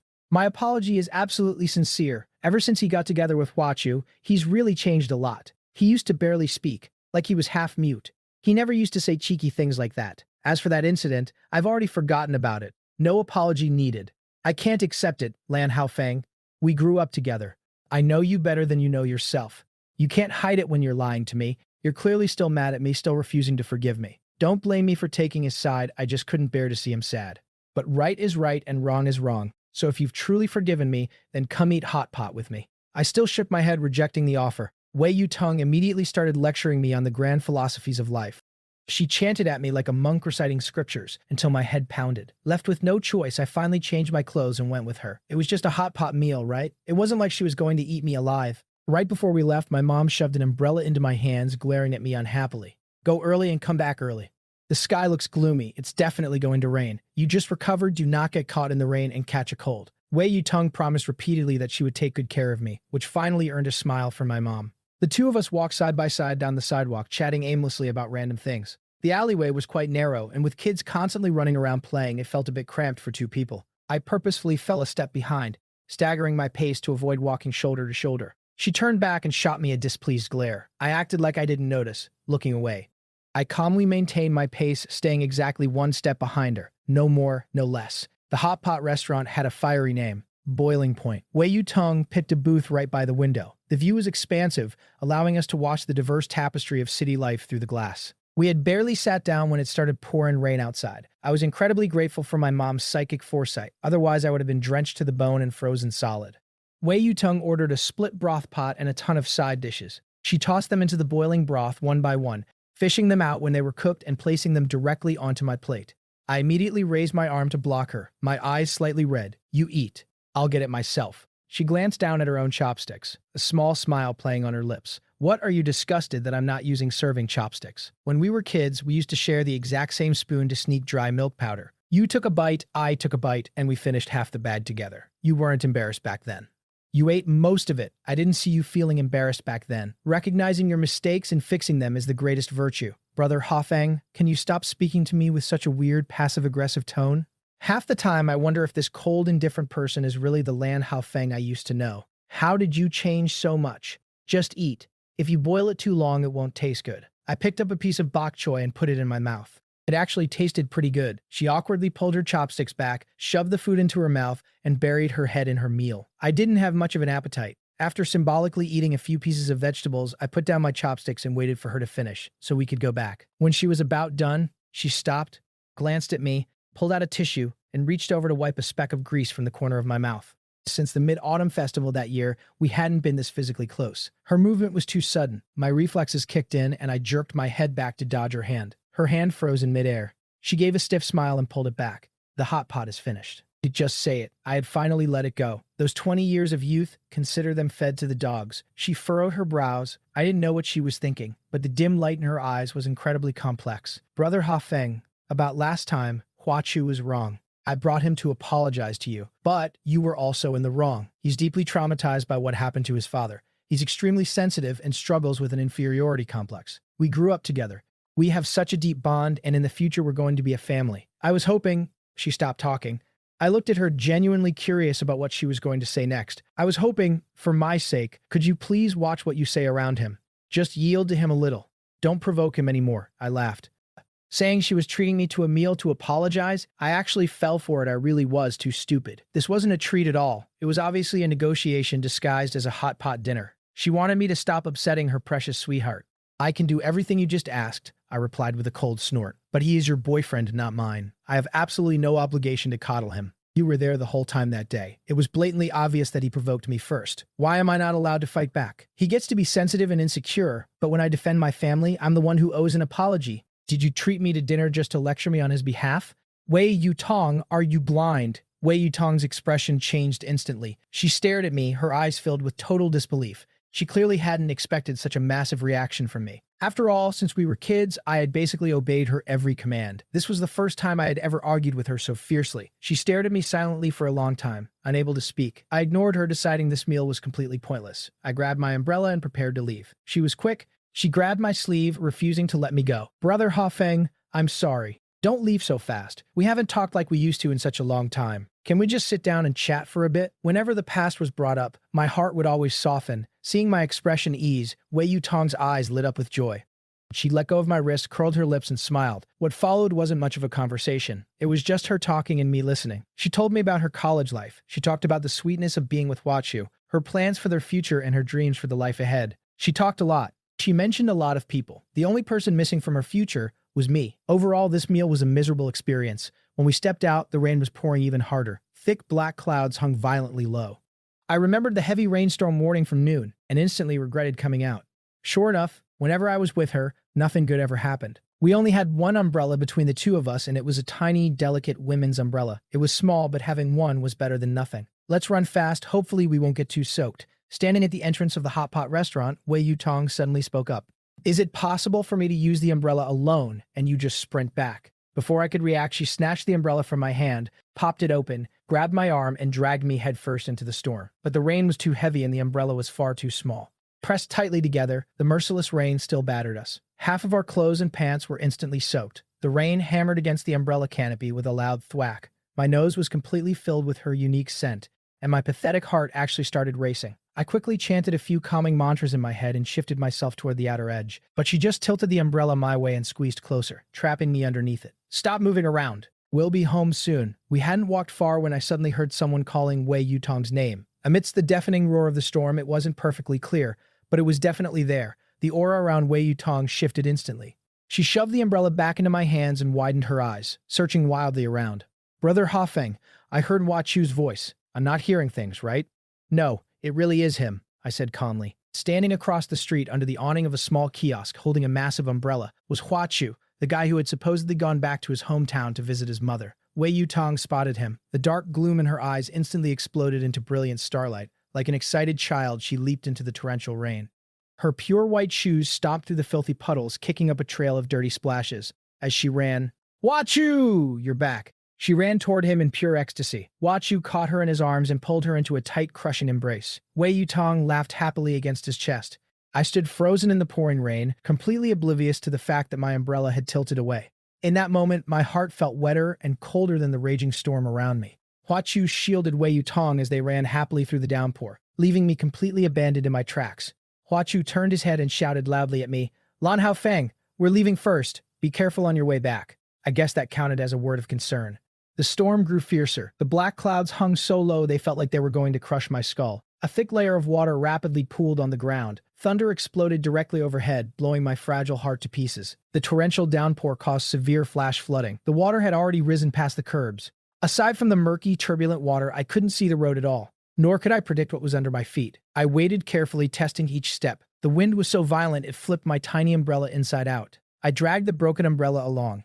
It was supposed to be a 20-minute walk, but every step was an agonizing struggle. For every step forward, the howling wind and rain battered me 2 steps back. The umbrella became a useless drag, so I threw it away. The rain lashed my face so hard I couldn't even open my eyes. Relying purely on instinct, I blindly stumbled in the direction of home. I kept comforting myself, "I'm almost there, just hold on a little longer. Mom is waiting for me. And Dad, and that warm orange light of home." By the time I realized something was wrong and tried to pull my foot back, it was too late. It felt like a massive hand inside the whirlpool grabbed my ankle and yanked downward. The world spun violently, and I crashed heavily into the filthy water. Rain poured down on my head like a waterfall. Suddenly, I remembered what my mom had mentioned that morning. There was an abandoned, uncovered manhole on this exact street. It was extremely dangerous. Judging by the location she described, I was absolutely certain I had unluckily fallen straight into it. It hadn't even been half a month, yet here I was, facing life and death all over again. Last time, I at least had Zhang Qing and my boys with me. This time, I was completely alone. The water level was rising rapidly. Gritting my teeth through the excruciating pain, I desperately forced myself to stand up. My right leg was so numb it felt like it didn't belong to me anymore. Leaning against the cold, slimy wall of the manhole, I stared blankly at the rapidly rising water. I regretted it. Lan Hao Feng, have you never eaten hot pot before? Was it really worth putting yourself in this pathetic state just for a meal? In the end, I barely ate a few bites, and now I was about to lose my life in this damn sewer. I refused to accept this. "Is anyone there? Help me!" I screamed at the top of my lungs, tearing my vocal cords. I prayed desperately that some brave pedestrian braving the storm would hear me and pull me up. The chances were astronomically slim, but I couldn't give up. Yet, aside from the deafening roar of the storm and the thunder, there was nothing. Utter despair and raw terror swallowed me whole. I decided I had to save myself. I tried several times to climb out using my own strength, but my injured right leg was completely useless. Just as the freezing water surged past my chest, an elderly street sweeper finally spotted me. Tucked inside the sleeve of his tattered raincoat was a dim flashlight. He peered down the manhole, squinting to get a better look. "Grandpa, please save me. I'm hurt." I tilted my head up, screaming for my life. Filthy rain poured into my mouth, tasting bitter and vile. "Don't be scared. I'm gonna go grab something. I'll be right back to get you out." The old man disappeared. The world instantly returned to its cold, merciless state. But I believed in the old man's kindness. I knew he would come back. And he did, very quickly. He tossed down a long, thick coil of rope. "Young man, tie it tightly around your waist. I'll pull you up." After a brutal struggle, I finally managed to secure the rope around my waist. The old man began to haul me up with all his might. The veins on his thin, weathered hands bulged painfully. I dug my fingers into the brick crevices of the manhole wall, trying to take as much of my weight off him as possible. But after several agonizing attempts, we just couldn't break free. Again and again, I slipped and crashed back down into the pit, my body accumulating more and more gashes. I was completely exhausted. For the final attempt, I gathered every last ounce of strength left in my body. Sinking with the old man's pull, I kicked violently against the wall and surged upward. I finally saw the familiar street, the raging rainstorm, and the kind, deeply worried face of the old man looking down at me. My vision exploded with stars. I forced out a weak thank you before plunging into total darkness. I had so many strange dreams. I seemed to be pulled back into the past. The memories played in broken fragments. Even in my dreams, Wei Yutong still managed to hurt me, causing me agonizing pain. Oh right, I saw Sister Yumeng. She hasn't been back in almost 2 years, has she? It's been so long, I had almost forgotten she existed. In the 2 years since we last saw each other, we only exchanged brief holiday greetings. She rarely posted on her WeChat moments, so I had absolutely no way of knowing what was going on in her life. I wondered what she looked like now. Was she still the same person from my memories? The one who would always give me lollipops and cake whenever I was sad? Sister Yumeng, she was the only source of warmth in my dreams. Following a bright, glowing path, I kept walking forward. Suddenly, a thick fog materialized in front of me. "Hao Feng, come back." I heard my mom's voice. She was calling me home. My eyes snapped open. The brilliant morning sunlight stabbed directly into my eyes. I quickly raised my arm to block the glare. Instantly, a large, warm, dry hand firmly pressed my arm down. The voice was trembling with insane, unrestrained joy. "Don't move. The blood will backflow. Honey, our son is awake." My mind slowly cleared. The sharp stench of disinfectant filled my nose. Above me, an IV drip steadily released clear fluid into the tube. I remembered now. It was that kind old grandpa who saved me. Once again, I had miraculously survived a brush with death. "Baby, how are you? Does anywhere hurt?" My mom's haggard but incredibly loving face swam into my vision. "Mom," I called out weakly, raising my hand to touch her face. She grabbed my hand and pressed it tightly against her cheek. Tears of pure joy burst from her eyes once again. "My good boy, my precious baby. As long as you're okay, as long as you're okay." Her voice gradually broke, dissolving into heart-wrenching sobs. "Mom, thought I'd never hear your voice again. It's so good to hear you call me Mom. So good. Mom, don't cry. I'm fine." I comforted her, turning my head to look for my dad. "Hao Feng, Dad is right here. Don't be scared. Dad is here." He was standing on the other side of the bed, looking at my dad's face. My heart ached so much I wanted to cry. Was this still my elegant, handsome father? His hair was a mess, his face was swollen, and a thick layer of unkempt stubble covered his jaw. Only his eyes still shone with that familiar, protective love. Mom said when they found me, my body was as cold as ice, completely unmoving, and my breathing was so faint it was almost non-existent. She was so terrified her soul nearly left her body. My dad said they thought I would never open my eyes again, and they had practically cried themselves dry. Looking at my parents guarding me, seeing their exhausted faces, I finally understood just how badly I had terrified them this time. "Mom, Dad, I'm sorry. This time it was my fault. It will never happen again." I asked my mom where the grandpa who saved my life was, and if we could still find him. I had passed out the second I got out of the manhole. It was the old grandpa. He dragged his heavy steps all the way to the shops ahead to borrow a phone and call the ambulance. Then he stayed with you in the freezing rain until it arrived. He came with you to the hospital and even used the last few crumpled bills in his pocket to pay for your emergency medicine. Thank God for that kind old man. Otherwise, my son, my mom couldn't finish her sentence before breaking down in tears again. My dad patted her shoulder gently. "The boy is watching. Don't make him sad, too. Mom, when I recover, I have to go thank him personally. If it weren't for him, I would definitely be dead. He saved my life." "Okay, when you're better, we will all go together to thank him." "Dad, how did you guys know I was in the hospital?" At the mention of that day's events, both my parents' faces instantly darkened. My usually cheerful mom clenched her jaw, suppressing a rage she couldn't hide. "That night, when it was almost 9 p.m. and you still weren't home, I called you only to find your phone sitting on the living room sofa. Wei Yutong's phone was turned off. The storm was so violent I was worried sick. I had no choice but to knock on Auntie's door to ask what happened. And when I looked inside, my mom was furious just recounting it. The same Wei Yutong who dragged you out of the house was sitting comfortably on her sofa. Hua Chu had one arm around her and was feeding her fruit with the other. When I asked where you were, she actually looked at me with a blank face and said, "Lan Haofeng isn't back yet."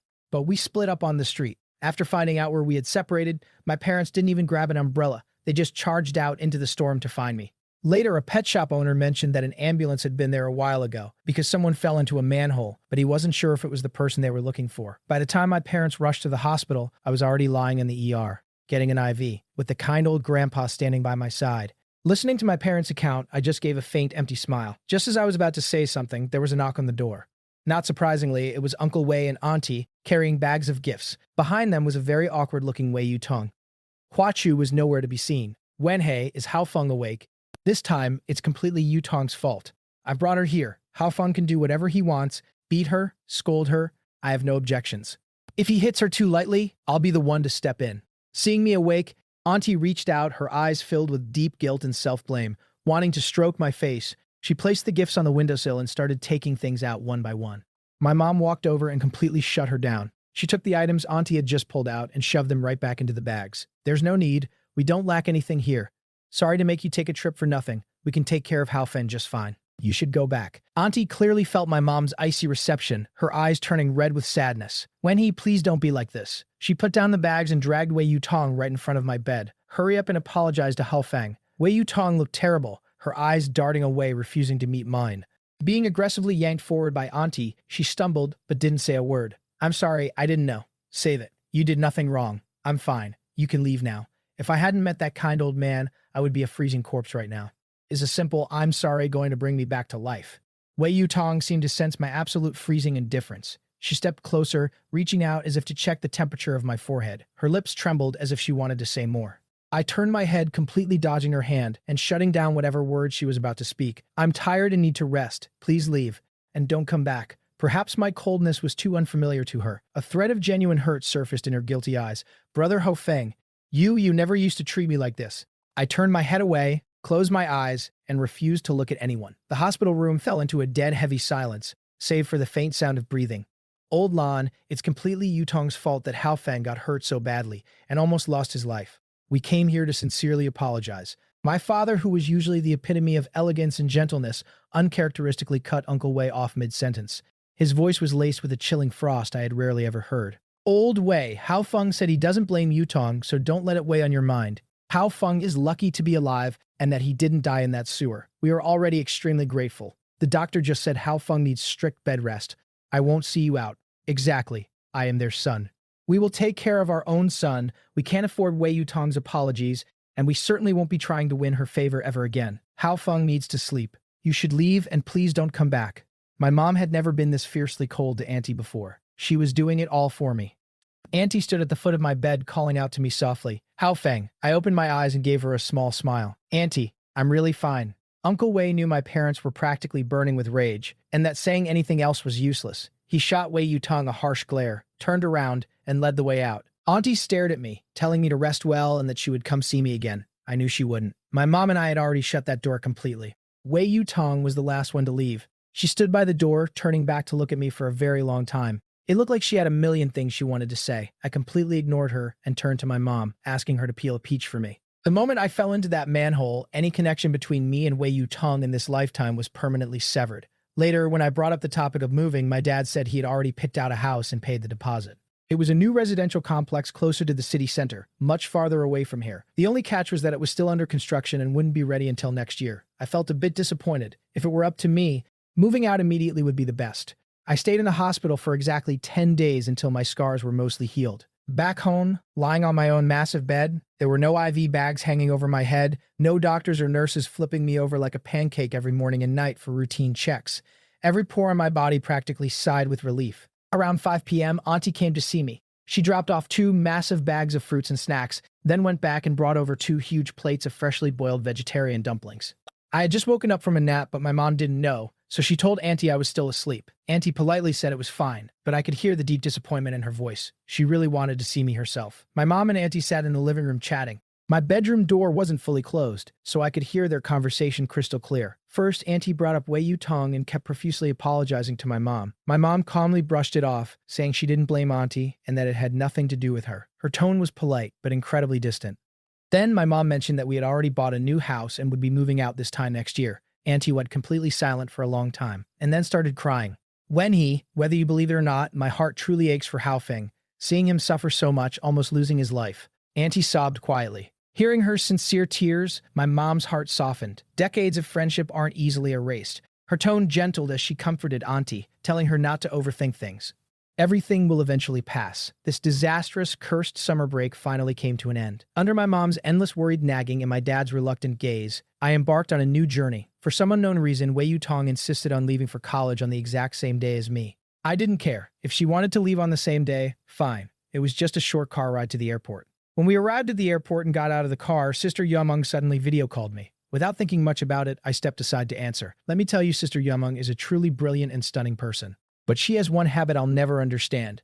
Whenever she needs to tell me something, she rarely makes a normal voice call. It's almost always a video call. I asked her why once, and she said it was because video call ringtones are louder and harder to miss. It turned out the art department of Yan University was co-hosting a major competition with several top-tier art academies.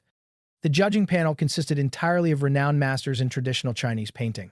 Universities could form teams to enter. She was asking if I wanted to participate, and if so, she wanted to team up with me. Honestly, I hadn't interacted with Sister Yumeng that much, but her achievements in traditional Chinese painting were extraordinary. Her soft, elegant, and graceful art style perfectly complemented my bolder strokes. I had learned so much from her. To me, she was both a mentor and a close friend. Traditional Chinese painting was my passion, and teaming up with her was an opportunity I would beg for. Before hanging up, Sister Yumeng said she'd pick me up at the airport when I flew back, so I wouldn't have to lug my heavy suitcases back to campus all by myself. I was genuinely thrilled. After ending the call, I saw Wei Yutong standing by the road not far away, guarding a mountain of luggage, waiting for me, and right next to her, Hua Chu had his arm wrapped around her shoulder, a gentle smile plastered on his face. Who were you video calling? He asked me, his smile not matching the coldness in his eyes. I was stunned. None of your damn business. You don't even know her. Wei Yutong looked noticeably displeased. Isn't it obvious? Chatting for that long, looking that happy? It has to be his girlfriend. Suddenly, Hua Chu spoke up. Well, Hafeng, your girlfriend is pretty terrible, isn't she? You were severely injured all summer and she didn't even come to see you once. Look at Yutong. She spent all her free time keeping me company. Now that is what a real girlfriend looks like.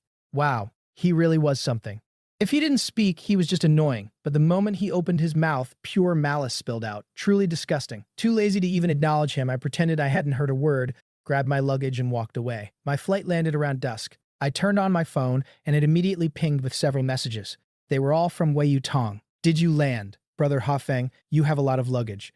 Is anyone picking you up? Brother Hafeng, stay away from other girls. You're so naive, I'm afraid you'll get hurt. This clingy, ambiguous version of Wei Yutong was honestly just incredibly annoying. I deleted the messages one by one and replied with 4 words, already picked up. Bye. The other side replied almost instantly, firing off several long voice messages in rapid succession. I didn't even bother listening. I deleted them all and shoved my phone into my backpack. Sister Yameng was waiting for me in front of a black SUV. She looked stunning, her smile as bright as a flower, standing tall and graceful. When she saw me walk out, her eyes lit up. She jogged over and playfully patted the top of my head. Long time no see, Hafeng. You've gotten taller. I shrank my neck a bit shyly, tilting my head to look at her. Sister Yameng, you've gotten even prettier. Getting a compliment from Hafeng, I'm truly honored. But why are you so thin? Have you not been eating properly? She tilted her head, looking at me with concern. For a moment, I couldn't find the right words to answer her. Getting injured twice in one summer, being hospitalized twice, plus dealing with severe depression, my appetite had been completely ruined. I really had lost a significant amount of weight. Sister Yumeng, it's been 2 years and you still remember what I used to look like. I've just been on a diet recently, I lied, rubbing my cheek with an awkward laugh. Sister Yumeng shot me a sharp, knowing glance. You look like you're going to pass out. I don't care if you're dieting or whatever else you're doing. Starting today, I'm going to feed you until you're back to normal. Prepare yourself. My dorm room, unoccupied for the entire summer, was covered in a thick layer of dust. My roommates weren't arriving until tomorrow. I rolled up my sleeves and started scrubbing. By the time I finished unpacking and cleaning everything, it was almost 7 p.m. My back ached and my legs were sore. Just as I was about to collapse onto my bed for a rest, Sister Yumeng sent me 2 documents, followed immediately by a video call. She said the documents contained her initial concepts for the competition. They were a bit rushed, just a general framework, and the details still needed to be hammered out. She wanted me to look over them and see if I could inject any fresh, innovative ideas. We're joining forces to ensure a sweeping victory. Can I look at them a bit later? I just finished deep cleaning my dorm and I'm exhausted. I really need to rest for a bit. I spoke weakly, completely drained of energy. She raised an eyebrow. The feeding plan starts with this meal. I'm coming to your dorm to pick you up. We'll eat first, then you can come back and rest. Honestly, I was dead tired and really didn't want to move, but my stomach was fiercely protesting. I couldn't exactly starve myself, could I?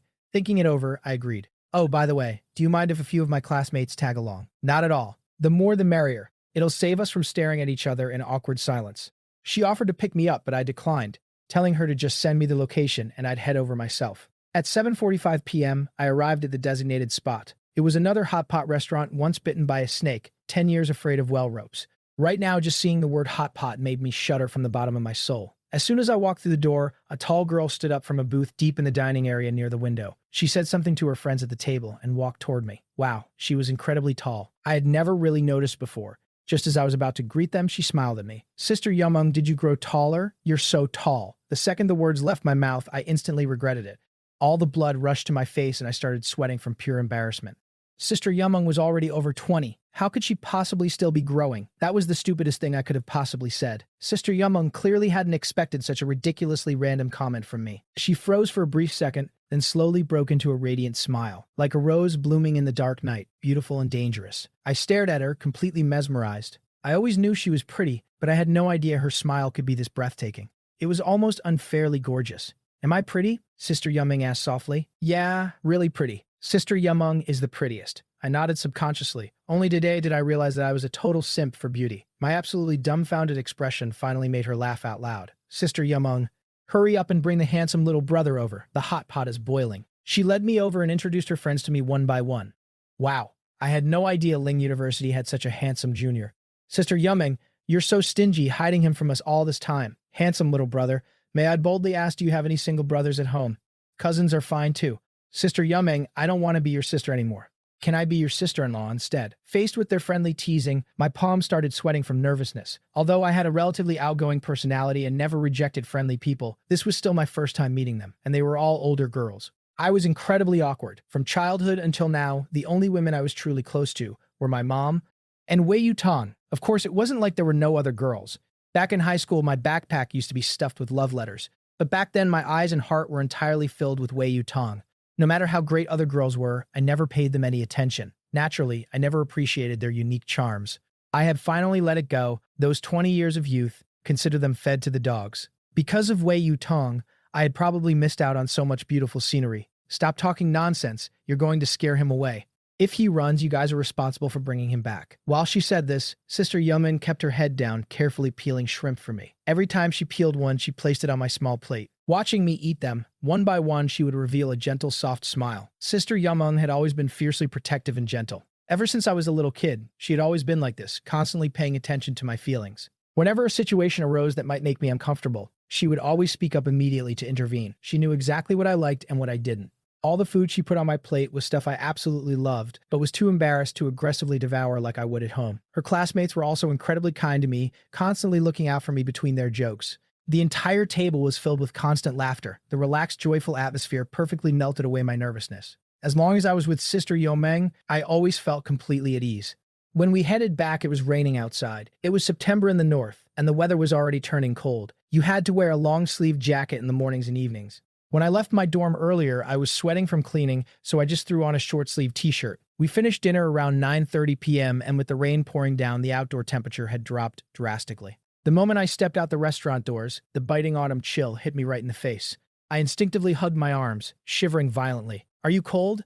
Sister Yeoming turned to ask me. I rubbed the goosebumps rapidly forming on my arms and nodded honestly. Suddenly, a jacket carrying her body heat was draped over my shoulders. A faint, elegant scent of perfume instantly enveloped me. Wearing Sister Yeoming's jacket felt like being wrapped in a warm hug from her. My face flushed entirely red, burning hot. I desperately wanted to give the jacket back. This felt way too intimate, but Sister Yeoming already saw through my thoughts. She gently pressed down on my shoulders. "Just wear it. It's not the first time. If you catch a cold, it'll delay our competition." That was a massive guilt trip. Helpless, I was successfully blackmailed into wearing it. Sister Yeoming mentioned that we were entering a team competition, but in reality, our team consisted only of the two of us. The others were just enthusiastic friends helping out behind the scenes. They wouldn't be on the official roster or participate in the actual creation. For university students, this competition was extremely high level. The participants were all the cream of the crop. Standing out in this arena would be incredibly difficult. I calmed my mind and took it seriously. Sister Yeoming said we had to break free from the conventional cliché themes of traditional Chinese painting. We had to take an innovative approach. Otherwise, we had zero chance of winning. I deeply agreed. The real challenge was figuring out how to use the language of traditional Chinese painting to express something entirely new and profound. The competition was at the end of October, which meant we still had nearly 2 months. The time frame was generous, giving me plenty of time to brainstorm. Sister Yeoming and I both stubbornly held on to our own opinions regarding the subject matter of our painting. In this aspect, we were both incredibly headstrong and dominant. Neither could convince the other. Eventually, we decided that we would each sketch out our own rough drafts first. We would then evaluate both comprehensively before making a final decision. This approach was fair, and I agreed. After that, aside from attending classes, I completely immersed myself in creating my draft. Using convenient communication as an excuse, Sister Yeoming practically commandeered a dedicated spot for me in the Yan University Art Studio. I could go over whenever I wanted. Because of her, I became the very first freshman from Ling University who could freely wander in and out of Yan University's inner sanctum. Simultaneously, I became the absolute envy of a massive horde of guys who worshipped Sister Yeoming. My life was simple but never boring. The lingering gloom from the disastrous summer break gradually faded away. Sister Yeoming genuinely treated feeding me as one of her daily mandatory tasks. No matter what time it was, where I was, or what I was doing, she would rapidly finish her own work and drag me out to eat. Often her friends would join us. Over time, I became very familiar with all of them. Because of my connection to Sister Yeoming, they all affectionately called me Little Brother Haofeng. Whenever Sister Yeoming was too busy to look after me, every single one of them would step up to take excellent care of me. With Sister Yeoming around, I felt like a carefree kid, happily soaking in her meticulous care. But it seemed God couldn't stand seeing me live a comfortable life. The day before my draft was due, I actually received a video call from Wei Yutong. I had just finished taking a shower and was sitting at my desk drying my hair when the call came in. Staring at her flashing profile picture, I felt a chaotic mix of emotions. This was the very first time she had video called me since we started college. I had no idea what she wanted, and I really didn't want to answer. I declined it once, but she immediately called back. Reluctantly, I swept the screen to accept. Her face appeared clearly on my screen. Brother Hafeng, what are you doing? She was smiling brightly, her eyes practically overflowing with joy. Just got out of the shower, drying my hair. What do you want? Can't I call you even if I don't need anything? The corners of her lips curled up high, her eyes rippling with a shallow tenderness. Too bad none of it was meant for me. I gave a dry, hollow laugh, completely ignoring her flirtatious tone. This kind of playful, ambiguous banter wasn't suitable for us anymore. Even when I was madly in love with her, I had never dared to joke around with her so casually. Now it was even more impossible. I have a favor to ask you, she spoke up again. What is it? My eyelid twitched violently. I had a very bad feeling about this. In all my life, this was the first time she had ever used the word beg with me. I wasn't happy about it. In my heart, since we were destined not to be together in this lifetime, we should remain like two parallel lines, never intersecting, never having anything to do with each other ever again. Hua Chu's department is organizing an academic exchange with Ling University. He's heading over to your campus the day after tomorrow. He's never traveled far from home, and his personality is so introverted, I'm worried he won't be able to handle things on his own. Does, so Hua Chu is coming to your place. You need to take care of him. Does he not have hands or feet? Is he mentally deficient or just missing half his brain?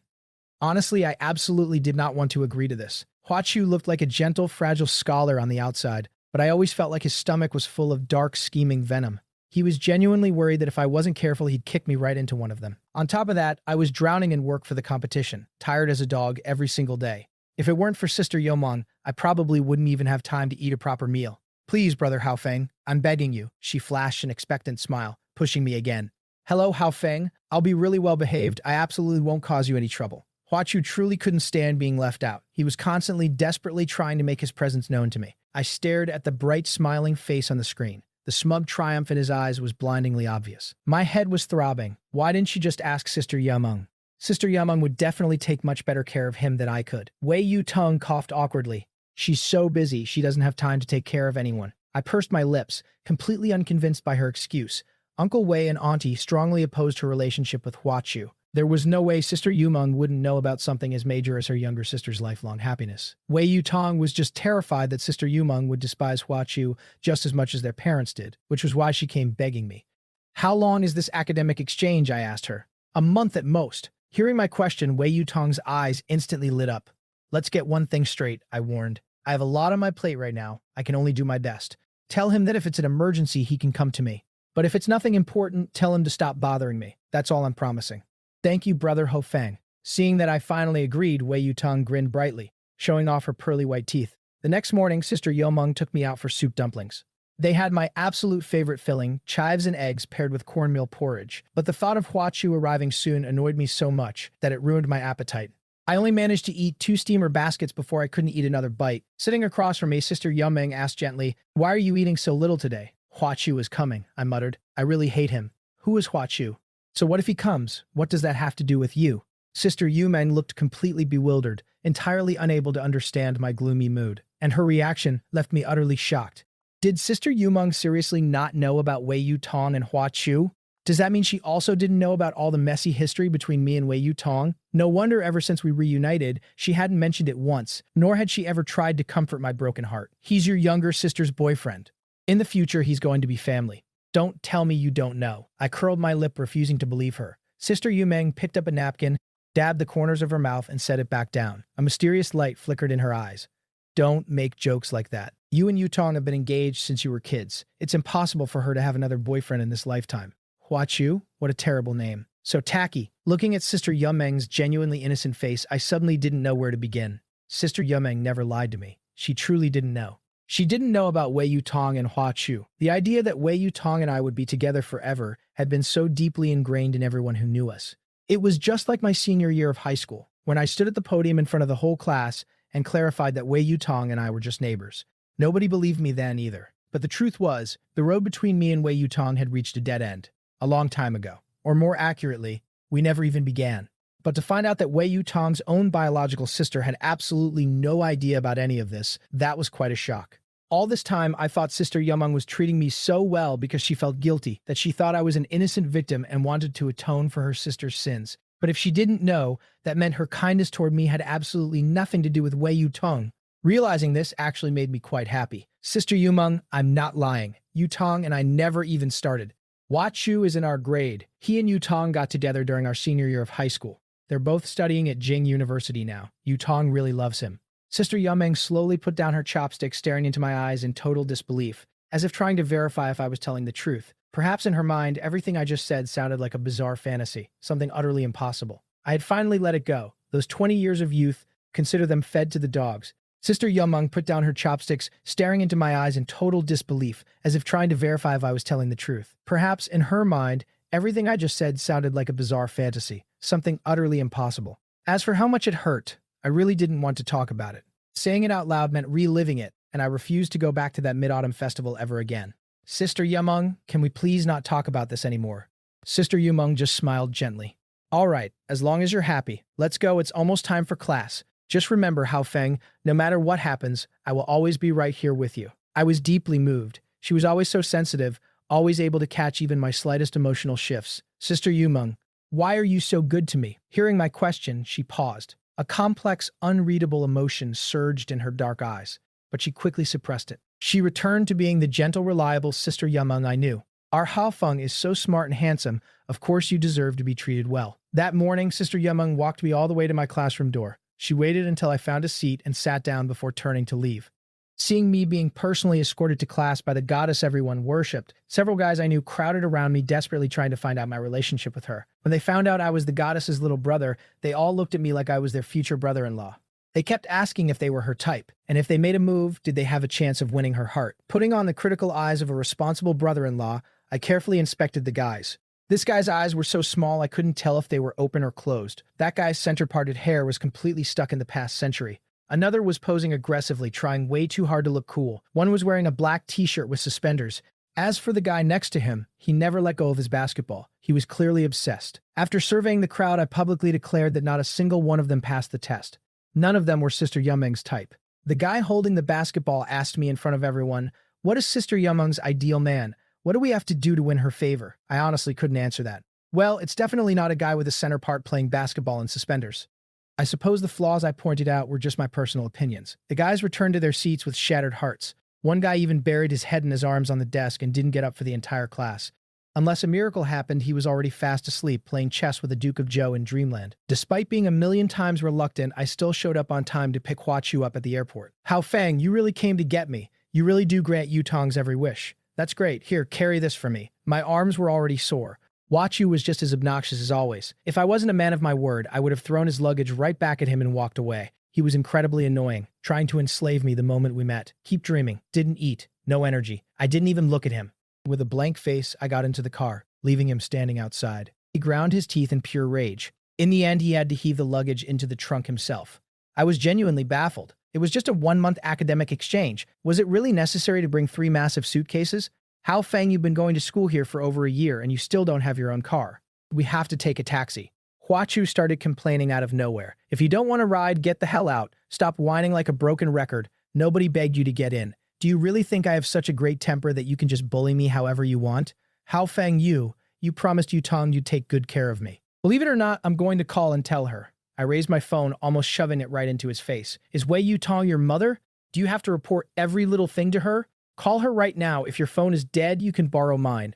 I couldn't hold it back anymore and burst out laughing. Losing face completely, Hua Chu's expression shifted violently between pale white and pitch black. He looked like he wanted to murder me with his eyes. I cheerfully hummed a tune the whole ride, completely ignoring him. I was using my actions to let him know I absolutely loved seeing him despise me yet be completely powerless to do anything about it. When we arrived at the university gates, the 2 cars trailing us also stopped. They were carrying the other exchange students who came with Hua Chu. After helping him settle into his dorm, I was just about to leave when he called out to me again. Lan Hao Feng, I'm hungry. Treat us to hot pot. Us? My head exploded with question marks. Just how thick was this guy's skin? Yeah, me and my classmates. We're not familiar with this area. Take us out. What a shameless bastard. Treating him alone was already me doing Wei Yutong a favor. Now he wanted me to treat all his classmates too. Did he think I printed my own money? It wasn't that I lacked money, but he simply wasn't worth the waste. No money. Goodbye. I turned around and started walking away. Hua Chu, didn't you say everything would be taken care of for us once we got here? Why won't he even treat us to a hot pot meal? Is the guy your girlfriend arranged for you broke? Or does he just treat you like crap? Or were you just bragging the whole time and he actually doesn't give a damn about you? I laughed. Truly, birds of a feather flock together. Hua Chu was vain and obsessed with his image. His face flushed a deep, humiliating red, shifting through every color of the rainbow. Dropping the gentle facade he always wore around Wei Yutong, he was so furious his eyes practically spat fire. Lan Haofeng, if you don't treat us, I'm telling you, Tong. Oh my, how old are you still tattletaling like a kindergartner? How many little red flowers did Wei Yutong give you for being a good boy? Go tell whoever you want. Go file a complaint with the United Nations if you have the guts. The onlookers burst out laughing at my words, giving Huachu absolutely no face, laughing until they were gasping for air. Ah, so this was the legendary Plastic Brotherhood. Enraged, Huachu actually pulled out his phone and made the call. Wei Yutong picked up quickly. He put her on speakerphone so we could all hear every word. Yutong, Huachu's voice instantly reverted to its usual soft, gentle tone. I've arrived at the school. Just calling to let you know I'm safe. What's wrong? Did you catch a cold? Why does your voice sound a bit hoarse? Wei Yutong immediately fired off 3 questions filled with concern. It's nothing, it's just that my classmates want to eat hot pot, but Haofeng. He trailed off, looking at me with a perfectly crafted expression of distress. Here we go again. The overwhelming stench of green tea was delayed, but it still arrived. I snatched the phone right out of his hand. Your boyfriend wants me to treat his entire class to hot pot. I don't have the money. I can't afford it. That's the situation. You guys can continue your chat. Huachu's jaw dropped, his face burning with embarrassment. He probably never expected me to so ruthlessly expose his manipulative act. Wei Yutong fell completely silent. The crowd watched eagerly, waiting for the drama to unfold. Unable to handle the humiliation, Huachu softly called out, Yutong. Finally, Wei Yutong transferred 500 yuan to me. He's paying, she said. Take them out to eat. Huachu cares about his image. Don't embarrass him. I originally didn't even want to reply, but ignoring it made my skin crawl. Swipe, swipe, swipe. I typed a few words and hit send. Don't have time. Wei Yutong's actions brilliantly triggered my absolute disgust. I refunded the money, telling her to transfer it directly to Huachu, sent her the location of a hot pot restaurant, dusted off my hands, and walked away like a boss. That day, Wei Yutong called me several times, but I treated them like white noise and ignored every single one. That night, just as I was about to fall asleep, she sent me a text message. Huachu is introverted and has low self-esteem. Please just be more accommodating. Sending me this in the middle of the night wasn't an explanation. It was yet another warning. Don't upset him. I didn't reply. I treated her like a passing cloud, swiped away the notification, and went back to my peaceful, drama-free life. I don't know what snapped in Huachu's brain, or if my brutal honesty had genuinely wounded his fragile ego, but surprisingly, he didn't harass me for several days straight. I was both thrilled and amazed. The draft for the competition was finally finished. It turned out even better than I expected, and I was incredibly satisfied with it. Just as I was about to call you, the draft is done. Do you want to take a look? Do you want to take on a side job? A really massive, lucrative commission? Her gentle voice came through the phone. Tell me more, I replied, but I might not be able to handle it. One of my classmates' grandfathers is celebrating his golden anniversary at the end of the year. He wants to commission a custom album, a complete visual story of the decades of storms and sunshine the couple has weathered together. He wants it painted and ready to present to the elders on the anniversary, because the quality requirements are incredibly high and the deadline is tight. The pay is exceptionally good. Ever since moving to the north, I had grown deeply appreciative of the straightforward, no-nonsense nature of northerners. I had also learned to express the most accurate meaning with the fewest words possible. 150,000, Sister Yumeng said with a light laugh. Holy crap. 150,000. Her classmate must be incredibly wealthy. But as an unknown college student, could I really meet such high standards? I didn't have much confidence. But Sister Yumeng was like a mind reader. She immediately started cheering me on. You have to believe in yourself. I know you can pull it off perfectly. She had so much faith in me, but with an offer this incredible, why wasn't she taking it herself? If you don't say anything, I'm accepting it on your behalf. Focus entirely on preparing for the competition first. After October is over, you can dedicate all your time to this. The delivery date isn't until after New Year's, so there's no massive rush. Before hanging up, she reminded me, weren't you going to show me your draft? And so, on a crisp autumn night, I hugged my draft and headed to Yan University to find Sister Yomeng. She was waiting for me in the first-floor art studio. I was wearing standard-issue student sneakers, the incredibly comfortable kind that never tire your feet, no matter how far you walk. More importantly, they made absolutely no sound when walking. The rose wall along Yan University's side perimeter was as beautiful as ever. Walking along this path always made me feel incredibly relaxed and at ease. About halfway down, I vaguely heard a faint, inappropriate noise coming from the side. The voice actually sounded familiar. I'm not a gossip, but that familiar voice made it impossible for me to suppress my burning curiosity. I desperately needed to confirm if it was who I thought it was. Following the sound, I quietly crept closer. In the middle of the right side wall was a recessed mini-garden, about 10 meters deep.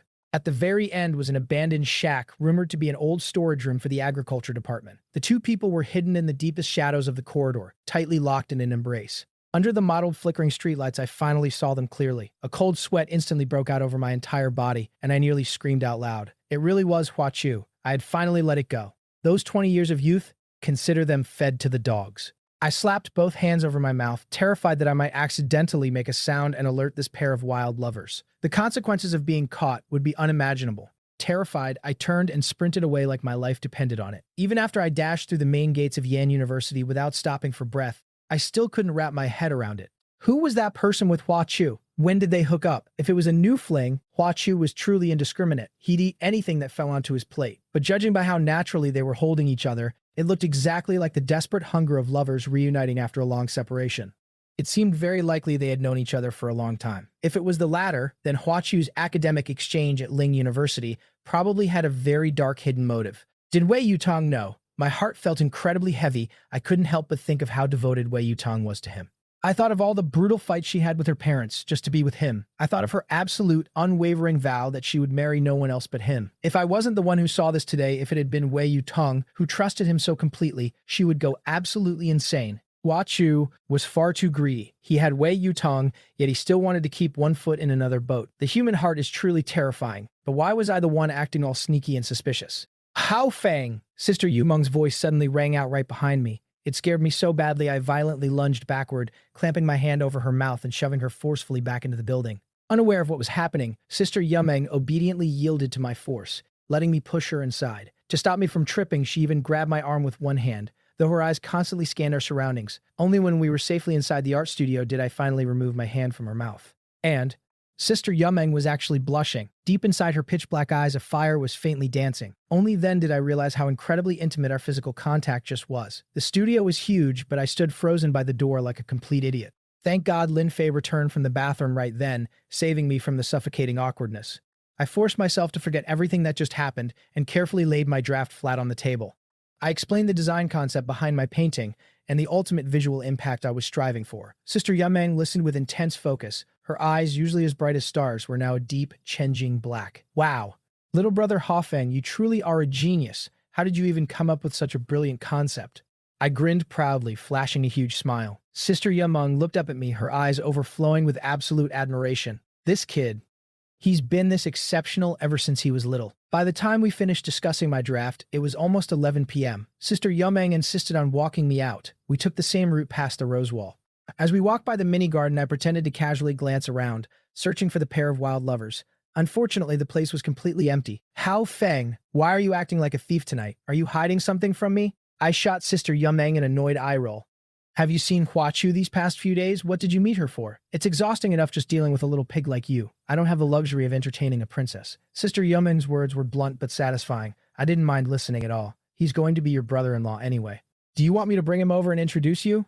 I only care about my future husband. I have no interest in someone else's. Sister Yumeng, where is your future husband? Do I know him? She chuckled. You know him very well. Huh? Sister Yumeng, tell me, who is the person you like? Is it my classmate? Suddenly energized, I spent the entire way using every trick in the book trying to force her to reveal the name. But Sister Yumeng remained absolutely unyielding. No matter how much I pestered her, she just gave me the same answer. You'll know later. Fine, later is fine too. At least I get to keep her to myself for a little while longer. After returning, I lay in bed, tossing and turning, unable to sleep. The scene I had accidentally witnessed made me feel like I was lying on needles. I couldn't decide whether to pretend I hadn't seen anything and let Wei Yutong continue dreaming her beautiful romance, or to tell her and let her clear out that field of green on her head as soon as possible. I thought about it for a long time but couldn't come up with a good solution. Eventually, I exhausted myself and fell asleep. When I woke up the next morning, I still hadn't made up my mind. This whole thing left me distracted for 2 straight days. I didn't even notice Sister Yumeng standing right in front of me for a long time. Hao Feng, what are you thinking about so deeply? Startled, I looked up. Sister Yumeng was looking at me with a raised eyebrow, a teasing smile playing at the corners of her mouth. With the light behind her, the soft lines of her face in the shadows looked like a perfect sculpture. You scared me to death. Her sudden appearance sparked an idea in my head. Seeing my eyes light up, her self-preservation instincts kicked in. She took a half step back and assumed a defensive posture. What are you planning? I rolled my eyes at her. Sister Yumeng, do you know any private investigators? Introduce one to me, please. I leaned in close and asked in a low, conspiratorial voice. She grabbed my shirt, pulling me right in front of her, and studied my eyes for a long moment to make sure I wasn't joking, before she finally spoke. Who do you want to investigate? I thought for a second. It's like this, Last week, a few exchange students from Jing University arrived. There's this one guy who looks familiar, and I want to find out who he is.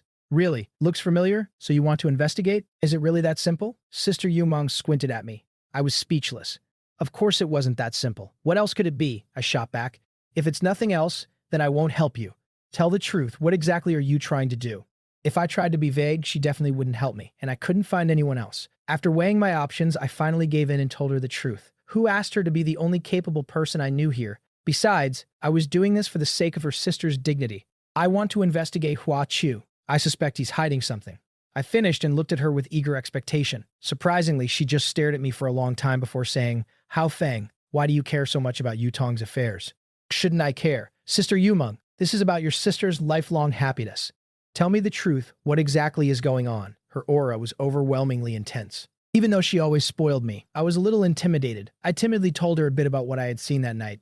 After she heard it, her usually gentle, smiling face darkened like a gathering storm. So, you're doing this to find dirt on Hua Chu and make him break up with Yutong? She asked, her eyes as dark and deep as a bottomless abyss. No way, Sister Yumeng. What are you thinking?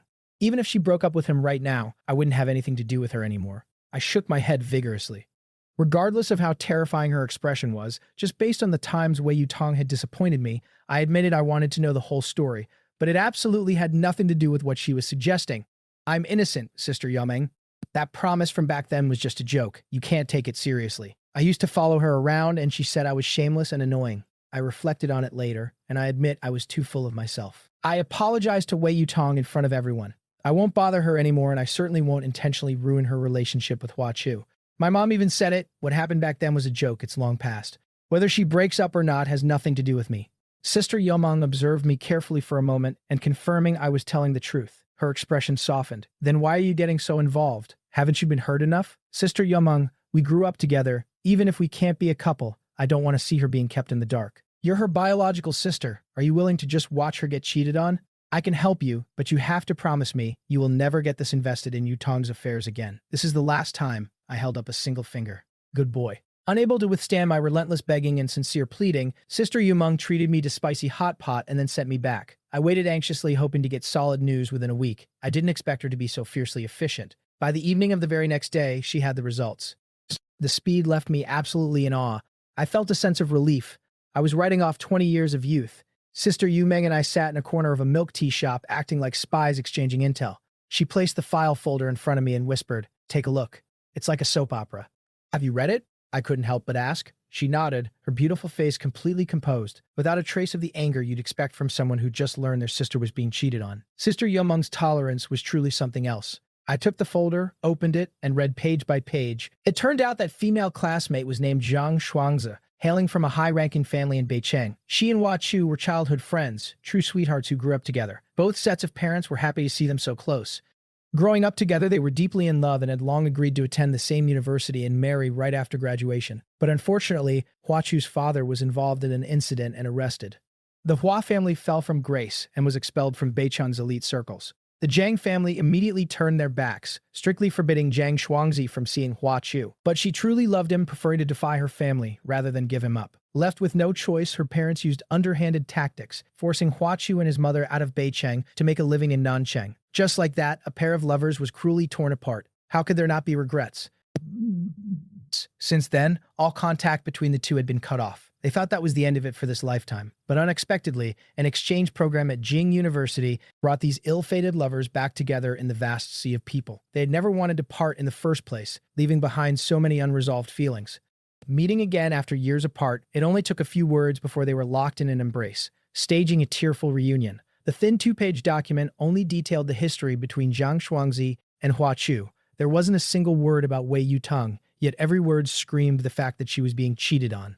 I finished reading quickly, unable to suppress a wry smile. The fact that Hua Chu could start secretly meeting Zhang Shuangzi late at night, right after reconnecting, showed how deep his feelings for her were. Even with a beautiful new girlfriend like Wei Yutong, he couldn't forget her. People say first loves are the hardest to let go of. Maybe Zhang Shuangzi was Hua Chu's true love. Even if she died, Wei Yutong would never guess that the boy she loved with all her heart was hiding such an enormous secret. That field of green on her head was thriving. Honestly, It was a bit unkind of me, but I was definitely gloating a little. But after the gloating passed, I was still at a loss. I had absolutely no idea how to handle this. Regardless of our past unpleasantness, Wei Yutong and I had grown up together. I actually pitied her for being kept in the dark like this.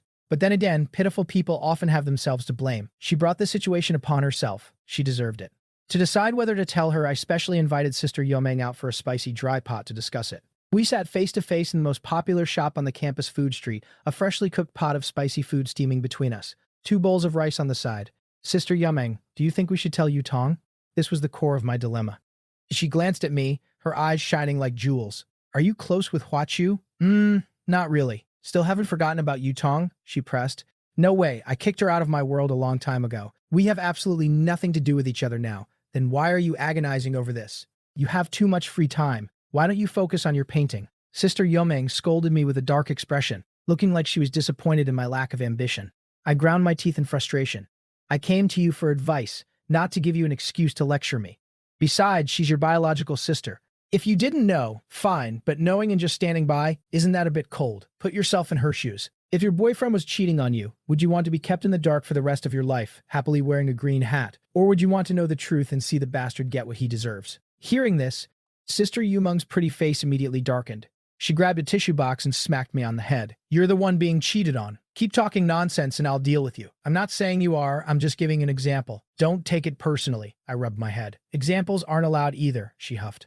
Fine, no examples. Then tell me, are we keeping this a secret or blowing the whistle? Sister Yumeng put down the box, thought for a moment, and said, she's treating trash like treasure. She deserves it. I couldn't understand her reasoning. Watching her own sister get cheated on and remaining completely indifferent, it even felt like she was waiting to watch the drama unfold. There's nothing to expose. Huachu will inevitably slip up, and Yutong will find out on her own. She's completely blinded by that guy right now. She doesn't even listen to my parents, so why would she believe you or me? We'd be doing it for her own good, but she'd just question our motives, and it would only ruin our relationship. I didn't know what to say. Her logic was sound, but something still felt off. Given the strained relationship Wei Yutong and I had over the last few years, she definitely wouldn't believe me. She'd probably just assume I was trying to drive a wedge between her and Huachu.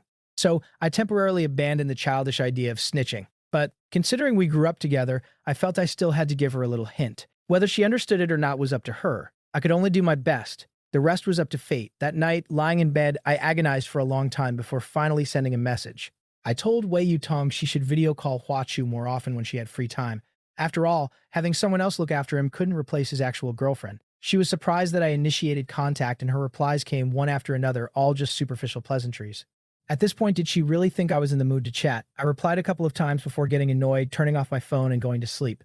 The next day my mom called. Remembering the Huachu situation, I told her about it. She stayed silent for a long moment before telling me to just mind my own business and stay out of it. She said Yutong wouldn't believe me anyway. I'd just end up looking malicious, and it would only deepen her prejudice against me.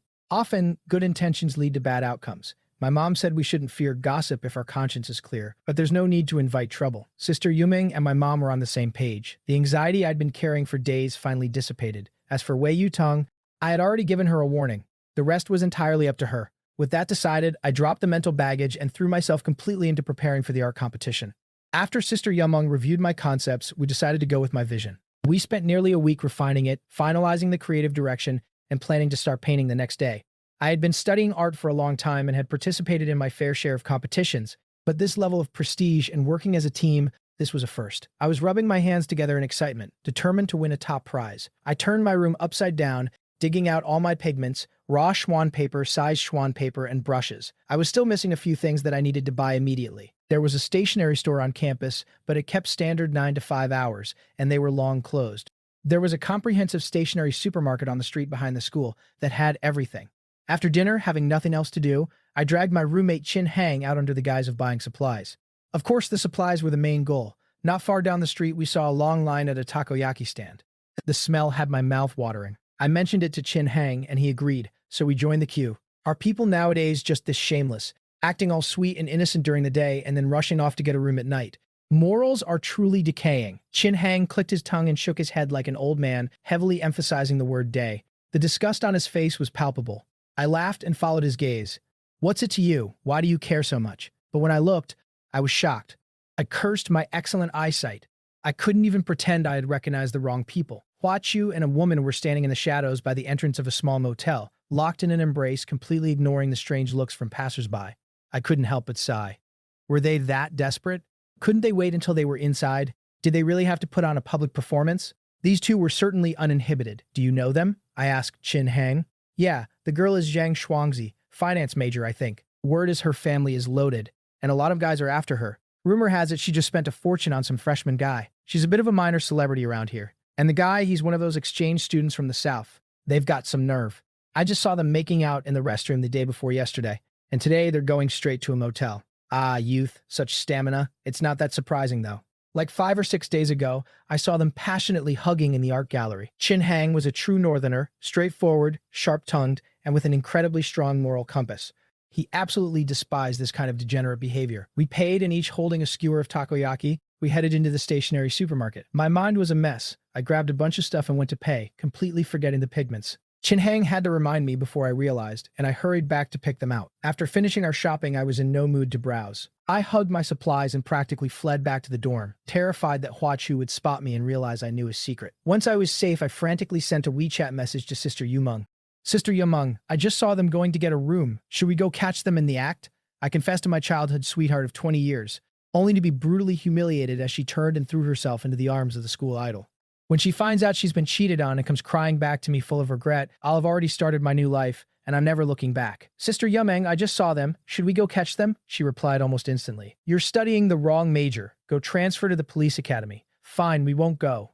Why tell me to change majors? Sister Yumeng was too much. She could insult you without ever using a dirty word. Speechless, I tossed my phone aside and went to sleep in frustration. Right before I drifted off, it suddenly hit me. Why was I, a bystander, hiding like this? Hua Chu wasn't afraid of being exposed for two-timing, so why was I the one acting guilty? I wasn't the one cheating. The next day, Qin Hang and I went to the school cafeteria for lunch. As soon as we walked in, we saw Hua Chu and Zhang Shuangzi eating together. Ever since Sister Yumeng returned, she had been keeping me well fed, so I rarely ate at the cafeteria. If we weren't going out to eat, she was ordering delivery to my dorm. That day, Sister Yumeng had to leave campus and wouldn't be back until evening. She had offered to order me food, but thinking about eating with my roommates, I politely declined. Hua Chu had sharp eyes. As soon as he saw me approaching, he immediately put some distance between himself and Zhang Shuangzi, pretending nothing was going on and waving at me. I couldn't be bothered. I treated him like air and ignored him. How Feng Yutong specifically asked you to look out for me. Is this how you do it? Disappearing for days is one thing, but you don't even call. Poor Yutong still considers you a friend. She still considers you a friend, but it turns out you're the kind of person who acts one way to her face and another behind her back. She really is blind. Speaking of acting one way to someone's face and another behind their back, that really applies to some people. I shot back, putting up a front as a deeply devoted boyfriend while behind her back, tisk, tisk, tisk. I'm too embarrassed to even say. I shrugged, leaving my sentence unfinished. What do you mean? Speak clearly. Hua Chu slammed his chopsticks down and demanded loudly. Zhang Shuangzi looked up, her gaze carrying an undeniable hostility. It was lunchtime, and the cafeteria was packed. Hearing the commotion, everyone turned to look. How desperately did these two want to be the center of attention? It means exactly what it sounds like. Don't understand. I had intended to just turn and walk away, but after taking a step, I stopped, walked back to Hua Chu, and delivered one more blow. Oh, by the way, have you ever heard the saying, if you don't want anyone to know, don't do it? If you don't have the capability to back it up, don't act so arrogant, buddy. Maybe it was a guilty conscience, but Hua Chu's face instantly went pale. He stared at me, panic flickering in his eyes. I haven't done anything. Stop spouting nonsense. I gave him a look that clearly said, I see right through your BS. I didn't even say anything specific. Why are you reacting so strongly? Hua Chu and Zhang Shuangzi exchanged a glance and stayed silent. Instead, Zhang Shuangzi put down her chopsticks and slowly stood up, walking over to me. Lan Hafeng, right? We're all in the same school. We're bound to run into each other. Even if you see something, you should pretend you didn't. The secret to a long life is minding your own business, do you understand? After saying that, she turned and left. Hua Chu sat in his seat, his face the color of wax. My intuition told me that Zhang Shuangzi was dangerous. She might even try to cause trouble for me. I only had one class that afternoon and was free by 3 p.m. I was free by 3 p.m. I went for a walk alone by the lotus pond near the academic building. Just as I found a spot to sit down, Hua Chu appeared, blocking the narrow path. What did you mean by those things you said? Talk about a lingering spirit. I couldn't escape him. I couldn't be bothered. I stood up ready to leave, but Hua Chu stepped right in front of me, his gaze fixed on me like a poisoned arrow. This was the real Hua Chu. The gentle, gentlemanly act he put on for Wei Yutong was all a lie. A boy from Beicheng's upper crust received a multifaceted education from a young age. I suddenly remembered the conversation I had overheard outside Auntie's garden that evening. I couldn't help but admire her perceptiveness. Hua Chu was definitely not simple, I sneered, and stepped closer to him. Hua Chu was nearly 1.8 meters tall, which is considered quite tall in the south. But I was an anomaly, 1.85 meters tall, which is respectable even in the north, where the average height is among the highest in the country. In a standoff, my height advantage was overwhelming. Hua Chu had to tilt his head back to look up at me. Hua Chu, whether I saw something or not, doesn't matter. What matters is that you should ask yourself, is your conscience truly clear? A final piece of advice, stay away from me. Don't provoke me. I brushed past him and walked away. A few days later, Wei Yutong called to tell me that due to some special circumstances, Hua Chu's exchange program was ending a week early. During the call, I could tell she was very happy. Honestly, I was happy too. After all, out of sight, out of mind. With Hua Chu completely gone, I could finally have some peace. He was like a ticking time bomb. Keeping him around meant disaster was bound to strike eventually. I couldn't help but compare Wei Yutong and Sister Yumeng. Whenever I was in trouble, Wei Yutong either didn't know or just abandoned me. But Sister Yumeng, whether intentionally or accidentally, she was always protecting me. Aside from my parents, Sister Yumeng was arguably the person who cared about me the most. I had single-handedly completely monopolized her free time. Sometimes when she was too busy and we didn't see each other for 2 or 3 days, I'd feel this panicked emptiness, like something crucial was missing. Sister Yumeng seemed to understand how I felt. No matter how busy she was, she always found time to call me. Before he left, Hua Chu came to see me. Head bowed, looking utterly devastated. He put on a show of coming clean. I knew his true nature too well. I didn't even want to look at him. I just told him to spit it out and stop wasting my time. Don't try that routine with me. I'm not Wei Yutong. Even if you died right in front of me, I wouldn't feel an ounce of pity. Looking aggrieved, Hua Chu lied through his teeth, swearing that Zhang Xuanzi was just a girl from his hometown, that there was absolutely nothing going on between them, that it was all entirely innocent, and that I shouldn't overthink things. I thought about his situation with Zhang Xuanzi and realized that telling Wei Yutong would only be a thankless task. So in the end, I just warned him. Go back and treat Wei Yutong well. She truly likes you. After putting him on the plane, I sent Wei Yutong a photo telling her that he was returning in one piece. She politely replied with a thank you. Even through her text, I could feel her joy. Tisk tisk. I just hoped she could still smile like that when she finally learned the truth. In the blink of an eye, the National Day Golden Week arrived. Most students were heading home like swallows returning to their nests, lugging their suitcases. Others formed small groups for short trips.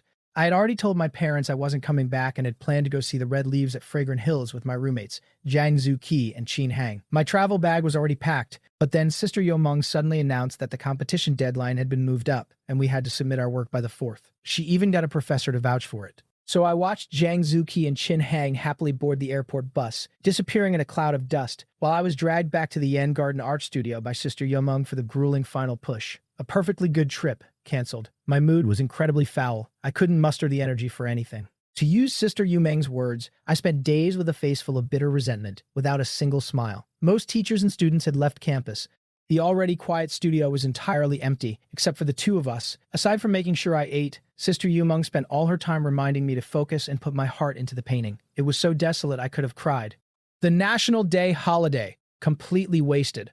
On the night of the 3rd, I worked straight through until 9 p.m. I was so exhausted I kept whining about wanting to go back and sleep, saying we could finish tomorrow. But Sister Yomeng absolutely refused. Using a mix of coercion and coaxing, she dragged me through the final stretch. At 10:45 p.m., I finally made it back to my dorm building. After 3 days of working day and night, my head hit the pillow and I was instantly asleep. In my dream, Zhang Zuqi and Qin Hang were sitting in a roast duck restaurant, grinning like idiots and showing off the photos they took at Fragrant Hills. I was so mad I wanted to reach through the dream and beat them up. I had thought that with nothing left to do during the holiday, I could just sleep like a log. But before the sky was even fully light, my phone started screaming like a banshee. Assuming it was my mom, I sleepily picked up and mumbled, "Mom?" There was a moment of silence on the other end. Then came a soft chuckle. It was so familiar it made my ears tingle. I woke up instantly and instinctively looked at the screen. Sister Yumeng was smiling like a siren. "It's a long holiday. I finished all the work. Why are you harassing me at the crack of dawn?" My morning crankiness hit its absolute peak, and I yelled at the top of my lungs. She only laughed harder, her eyes sparkling mischievously. "Stop sleeping, you lazy pig. I'm taking you out to play." I refused. So Sister Yumeng patiently described how delicious the food was, how beautiful the scenery was, and how many painters practically fought for a chance to sketch there. She said that if I went, I probably wouldn't want to come back. Her sweet voice was like a hook. Sister Yumeng wasn't just a master of traditional Chinese painting. She was also an expert at brainwashing. By the end of it, I felt that if I didn't go this time, it would be one of the greatest regrets of my life. I was successfully conquered by her sweet talk. When I finally walked out of the dorm building with my backpack, she was standing quietly under a tree waiting for me, a gentle, lingering smile on her lips, her eyes filled with points of tender light. The morning sun filtered through the leaves, dappling her. She looked like someone stepping right out of a painting, so beautiful it made my heart flutter. By the time I regained my senses, I was already in the car. It was too early. I didn't have time to take you out for breakfast. I bought this on the way. It'll have to do. She placed a bag in my hands. I opened it and saw shrimp dumplings and multigrain porridge from my favorite place. That shop was pretty far from Lynn University, and the sun had barely risen. How early did she have to wake up? As the warm porridge slid down my throat and into my stomach, it was so comforting I could only sigh in contentment. She caught me staring, glanced back at me, and teased with a smile. Satisfied with what you see? Sister Yomeng loved to smile. Sometimes it was like a fresh spring breeze, other times warm and serene, always making me feel comfortable and relaxed. It reminded me of the day we first met when she teased me just like that. Sister Yameng, once this busy streak is over, I'll paint a portrait for you. I specialize in figures, and it would be a crime against art to let a masterpiece like you go unrecorded. I'd love that, she replied. We laughed and chatted all the way, the atmosphere light and pleasant. I pestered her to tell me where we were going so I could look up a travel guide and make the most of these 4 days. But she remained mysterious, refusing to say a word no matter how much I asked. She only said I'd know when we arrived and promised I would love it. We crossed a mountain, climbed a slope, passed through a forest, and crossed several bridges before finally reaching our destination. As expected, I loved it. The Yanghugo Ecological Area, nestled in the autumn hills of the Changbai Mountains. It was a vast expanse of primeval forest with rich vegetation, green hills, clear water, and blue skies. After getting off the bus at the dirt road, it was less than a 30-minute walk to the forest park entrance. Cars could actually drive in, but Sister Yomeng said traveling is about the journey. Driving would cause us to miss too many details, so we hiked. She bought the tickets, and I followed her like a little assistant. There weren't any flashy amusement rides here, just pure natural scenery. We watched the mountains and waters along the way, and I was jumping around with joy. She joked that I was like a restless monkey. Since it was peak tourist season, the place was crowded with people discussing how the autumn leaves here were the most beautiful. Sister Yameng leaned in and whispered, "What you miss wasn't meant for you. What's right in front of you is your true scenery. Do you like it?" Do I like it? Her words felt a bit philosophical, and I only half understood. Is this my early reward? She walked past me quickly, neither confirming nor denying. When we finally got tired, we sat side by side on the ground. She flipped through a photo album she had put together of the pictures she took of me. "Hao Feng, look how handsome you are. Sister Yameng, your photography skills are amazing, just as good as your painting," I exclaimed. Was there anything she wasn't good at? Just like when we were kids, she took my hand as we strolled along the mountain paths. She told me stories of legendary folk painters, shared her unique insights on traditional Chinese art, and reminisced about the paths she led me down when we were little. Above us was the vast blue sky, and the sun was a glowing orb. With picturesque views on both sides, being immersed in this landscape brought an unexpected peace to my heart. Sister Yumeng, it's so beautiful here. How did you find it? This is just the beginning. There's even more beauty ahead. Want to see? Her voice was soft and melodic, like a cello playing amidst the breathtaking scenery. When the car finally stopped in front of a small village, I was stunned once again. If I hadn't seen it with my own eyes, I never would have believed such a sanctuary existed. If what I saw earlier was a paradise for immortals, then what lay before me now was the perfect harmony of human life. Sister Yumeng, where are we? I whispered in awe. This is Yanghugo Village, also known as the Painter's Village. Painter's Village? Does everyone living here paint? No, but the beauty here attracts artists from everywhere to sketch and paint. Many artists live in the village now. Unfortunately, no matter how beautiful the brushwork, it can never fully capture these magnificent mountains and waters. That's why I brought you here, to see it for yourself and burn it into your memory. Perhaps at some point it will trigger your inspiration. I stared blankly at the scene, feeling my hands itch to grab a brush. Want to paint? Let's eat first. We'll capture the sunset later. Sister Yumeng expertly found a guest house. The owner heard the car and rushed out, greeting her like an old friend. Yumeng, it's been so long. You finally brought a boyfriend. That's great. Now I don't have to worry about you anymore. Hello, uncle. I'm Lan Haofeng. I'm her brother. I replied, feeling embarrassed at being mistaken for her boyfriend. Before she could even speak, I rushed to clarify. The owner laughed heartily and told us to make ourselves at home while he prepared our stay. That night, we ate traditional northern farm dishes. The taste was incredible. I ate so much I could barely walk. Sister Yumeng, is there a lake here? Why is it called Yanghugo? I heard that in the past this place was occupied by Huzi, bandits. It used to be called Yanghugao, the lair of the bandits. Somewhere along the line, it evolved into Yanghugo. What are Huzi? A type of snake? Growing up in the south, I had no idea what the term meant. Hearing her say they prowled the area, I assumed they were some kind of reptile. Sister Yumeng laughed again and patted my head. Huzi means bandits. I smiled sheepishly, feeling quite ignorant. No wonder she was laughing. That evening, she opened the trunk of her car, and I was shocked by what I saw. She had brought a full set of professional painting supplies. After setting everything up, she sat me down at the easel and placed a brush in my palm. "I'll paint with you," she said. I sat motionless, painting for 4 solid hours. The sun dipped below the horizon, the moon rose, and the lights in the corners of the guesthouse courtyard were turned on to illuminate our work. After 4 hours, I had only managed to sketch the general outline. The colors would have to wait until I returned. For the next 2 days, we explored every corner of the village. I memorized every detail of the lush scenery and took countless photos. I wanted to use my brush to capture these endless views once I got back, to make them eternal. Good times always fly by. The road back seemed much shorter. Sister Yomeng dropped me off at my dorm, telling me to rest well and promising to pick me up for dinner to submit our final competition entry.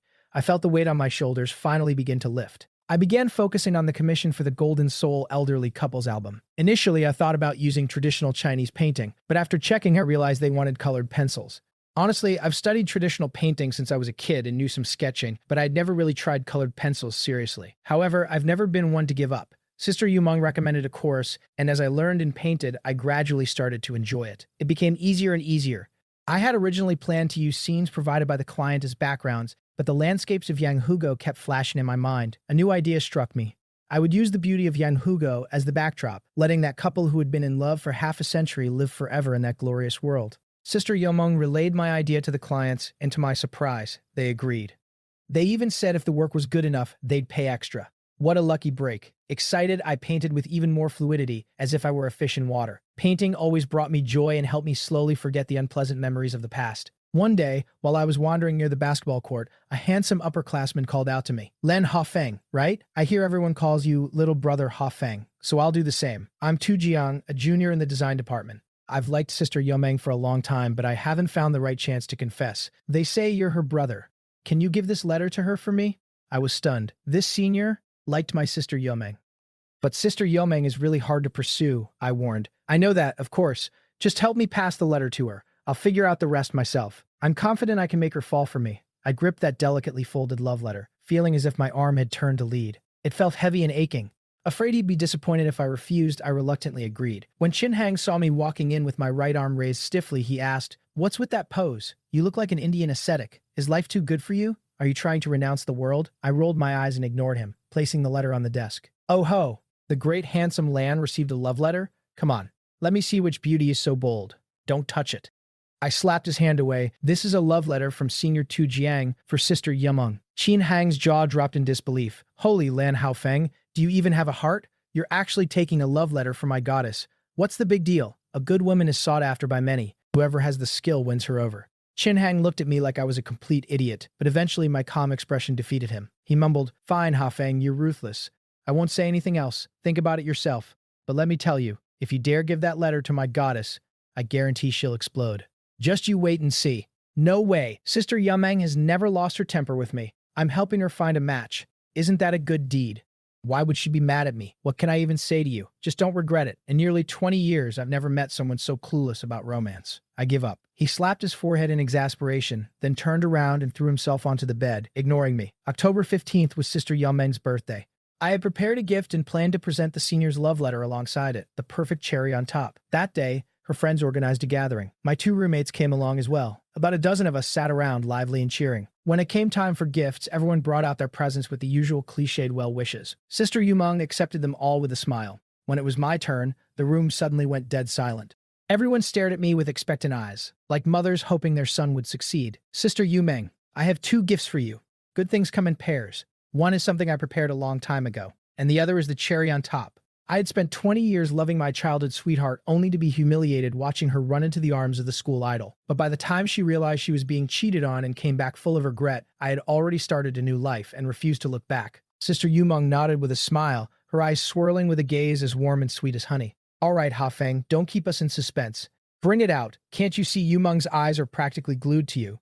Da-da-da-da-da. I hummed the rhythm and pulled out a long, small box tied with a red ribbon, presenting it to her like a trophy. Everyone in the room swarmed behind her, eyes glowing as they urged her to open it. She looked at me with a smile, opened the box, and pulled out a roll of swan paper, unfurling it in front of everyone. "Wow. As expected of the prodigy the professors talk about. It looks just like her. Little brother Hafeng, your painting of Yomeng is amazing. It looks better than a photo. Look at the hair. Every strand is perfect." Everyone chimed in, unanimous in their praise of how vivid the painting was. It was a portrait I had painted by hand, To finish it, I hadn't slept for several nights, focusing entirely on capturing her specific expression. If I compared all the portraits I had ever done, this was the smallest, yet it was the absolute peak of my technical skill. In the painting, Sister Yumeng's chin was slightly tilted, her hair flowed like silk, and her eyes were like stars. Her gaze into the distance was deep and long-lasting. The slight curve of her lips gave the whole piece a sense of warmth. "Do you like it, Sister Yumeng?" I asked proudly. I was confident she would. Sure enough, she nodded. Her beautiful eyes sparkled with starlight. The corners of her mouth lifted, and her voice was soft, carrying an irrepressible joy. "I love it. Hao Feng's gift is my favorite." I cheered loudly upon hearing that and then held the love letter out to her with both hands. "I knew you'd like it. This is the second gift. Everyone, let's clap. Sister Yumeng is about to get a boyfriend." As that thin piece of paper was placed in her hand, I saw a surge of joy in her eyes that was impossible to ignore. So much so that her hand holding the letter was slightly trembling. "Sister Yumeng, keep it together, will you? At least think about your brother Hao Feng's feelings. Is Senior Tu Jiang's letter really that exciting?" "Hao Feng, is this from you?" "Sister Yumeng, why don't you open it and see?" I asked with a grin. She carefully tucked the letter into her pocket. "No rush. I'll read it when I get back." The crowd started teasing her, saying she wanted to savor it alone and was too stingy to let anyone else know what was written. She didn't argue. She just sat there smiling, glancing at me with sparkling eyes. Her smile was so beautiful it made my head spin. Everyone was happy, except for Qin Hang, who let out a long sigh and shook his head. Qin Hang sighed deeply and shook his head with a toxic, "Honestly, you should read it now. If you wait until you get back, you might actually cough up blood." "What do you mean?" Han Wei whispered, leaning in. Qin Hang gave him a look that said, "You know why." He gestured toward me with his chin and gave me a quick, sharp glance. Standing next to Sister Yumeng, I suddenly remembered what Qin Hang had told me that night. I began to feel that maybe today wasn't the best time to give her that letter. But it was too late for regrets. Sister Yumeng seemed to sense my unease, or perhaps she realized something herself. She pulled out the letter, opened it, and read it line by line. Her face suddenly changed. By the time she reached the signature on the last page, her face was dark and her eyes were cold and bloodless. A chilling aura began to seep from her body. She turned her head and gave me a cold stare. Terrified, I took 2 steps back, trying to escape the blast radius of her icy aura. She folded the letter back up, put it in her pocket, and asked, "Hao Feng, is this your wish?" Her gaze was cold and distant. Panic surged through me. I realized I had done something incredibly stupid. Just as I was about to shake my head and deny it, she returned to her seat, picked up a full glass of wine, and downed it in one go. I was stunned. How did delivering someone else's love letter turn into my wish? For a moment, I couldn't understand why she was so angry. I looked at Qin Hang for help, hoping he'd explain, but the moment our eyes met, he turned away as if he didn't even know me. Dazed, I sat back down. Even with a table full of delicious food, everything tasted like ash. Sister Yumeng sat with a dark face, saying nothing. Everyone else acted like ostriches, burying their heads and eating in silence. The atmosphere at the table became suffocating and bizarre. Until the very end of that meal, she didn't look at me once. I knew she was mad, and this was the first time she had ever been angry with me. After the birthday dinner, we were supposed to go to a KTV, but she simply said she was tired and ended the party. I was disappointed. I had practiced 2 songs just for her birthday, and now I wouldn't even get the chance to sing them. The restaurant wasn't far from school, and as the group walked back in small clusters, I habitually went to find her. The weather that night was beautiful, with more stars than I could count. I walked while admiring the sky, hoping she'd watch with me, but she ignored me completely. She walked coldly the entire way, not even sparing me a glance. Once back at the dorm with Qin Hang, I followed my eager-to-learn spirit and tried to discuss why she was so angry. I thought my roommate would enlighten me, but after he finished washing up, he just gave me a look of pity and went to bed, leaving me standing there in a daze. I lay in bed, unable to sleep, her cold face replaying in my mind. I pulled out my phone and started a message bombing campaign, sending over a dozen texts, but they all vanished like stones dropped into the ocean. She didn't reply to a single one. It was useless. I tried calling, but the automated voice told me her phone was off. She must have been truly furious. I had no choice but to give up, telling myself everything would be better tomorrow before finally drifting into a hazy sleep. The next day, I woke up extra early. Under the hopeless case stares of my 2 roommates, I happily grabbed my textbooks and ran downstairs to meet her. Usually, if she was on campus, she'd definitely come to pick me up for breakfast. I ran to the dorm entrance and scanned the area, searching for her. There was nothing blocking the view, but even after my eyes grew sore from staring, I didn't see her. I figured she must have slept in after drinking so much the night before. I tried calling again, and at least the phone was on this time. The rhythmic ringing went on, but nobody picked up, and it eventually timed out. "Sister Yumeng, wake up. It's time for breakfast." I sent a message figuring it was just inconvenient for her to talk. Then, I waited. But just like the night before, there was only silence. I eventually had to go to class on an empty stomach. For the first time ever, she had stood me up without any notice. Missing one breakfast wasn't the problem, but I had grown so used to having her around that her sudden disappearance left me feeling hollow. I couldn't even focus on the lecture. The professor had to tap my desk twice to get my attention. At noon, it was the same story. I waited for over half an hour, but there wasn't a trace of her. I couldn't catch even a glimpse of Sister Yumeng, and panic began to set in. I pulled out my phone and called her repeatedly, but every single one went unanswered. Had something happened to her? Terrified, I took off running, cutting through the wall of the flower gallery. I sprinted all the way to Yan Garden and then rushed to the arts building, only to find the gates tightly locked. No matter how hard I pounded on the doors, there was no response. It was over. I couldn't find her. I returned to the dorm like a lost soul, with no appetite to eat. By the time night fell completely, I had sent dozens of texts and made nearly 50 calls. But Sister Yumeng remained silent. Had I been abandoned again? After the lights went out, I lay in bed, my mind a chaotic mess. If even Sister Yumeng had left me, I'd be all alone again. It reminded me of the Mid-Autumn Festival during my senior year, when I started following Wei Yutong around, only to end up drifting alone. During that time, my heart felt empty every day, as if the entire world had discarded me. Now it felt like I was right back in that dark place. I woke up early the next morning, telling myself I had to learn how to adapt to a solitary life. After washing up, I headed straight for the cafeteria. Lin University had 4 student dining halls with cuisines from both the north and south, so food was never an issue. However, with so many students, long queues formed at every popular stall during peak hours. If you didn't arrive early, the best dishes would be gone. When I arrived, the place was already bustling. 20 or 30 people stood in line for soup dumplings, and the line for dumplings was even longer. I obediently joined the queue for soup dumplings, waiting about 15 minutes for my turn. I took my tray and found an empty seat nearby. I started eating, focusing intently on each bite of my bun and sip of porridge. "Is that you, Hao Feng?" A voice drifted from across the table. I looked up to see Senior Tu Jiang standing there. My heart sank. Truly, the world is a small place. You never run into the people you want to see, but you can't escape the ones you're trying to avoid. "So, Hao Feng, did you give my letter to Yumeng? Did she say anything?" He set his tray down and sat directly opposite me. I forced a weak smile. "Senior, I gave her the letter, but she didn't say a word. If you want to know the result, you'll have to ask her yourself. I haven't had a chance to see her these past few days."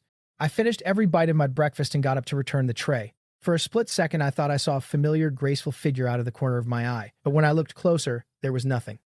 For 3 straight days, Sister Yumeng and her friends seemed to have vanished from the face of the earth. I didn't try calling her again. Instead, I put all my effort into relearning how to take care of myself, terrified that someone would call me shameless or clingy again. On the afternoon of the 4th day, I finally saw her on campus. She was walking side by side with Senior Tu Jiang. I don't know what he said, but the smile on her face was incredibly gentle. I had spent 20 years loving a girl only to be humiliated while she ran to the school idol, and now that I was finally moving on, I refused to ever look back. But seeing Sister Yumeng on that 4th afternoon changed something. She was with the senior and they looked so happy together. Part of me wanted to run over and ask where she had been or why she hadn't answered my messages, but seeing her so joyful, I didn't want to intrude.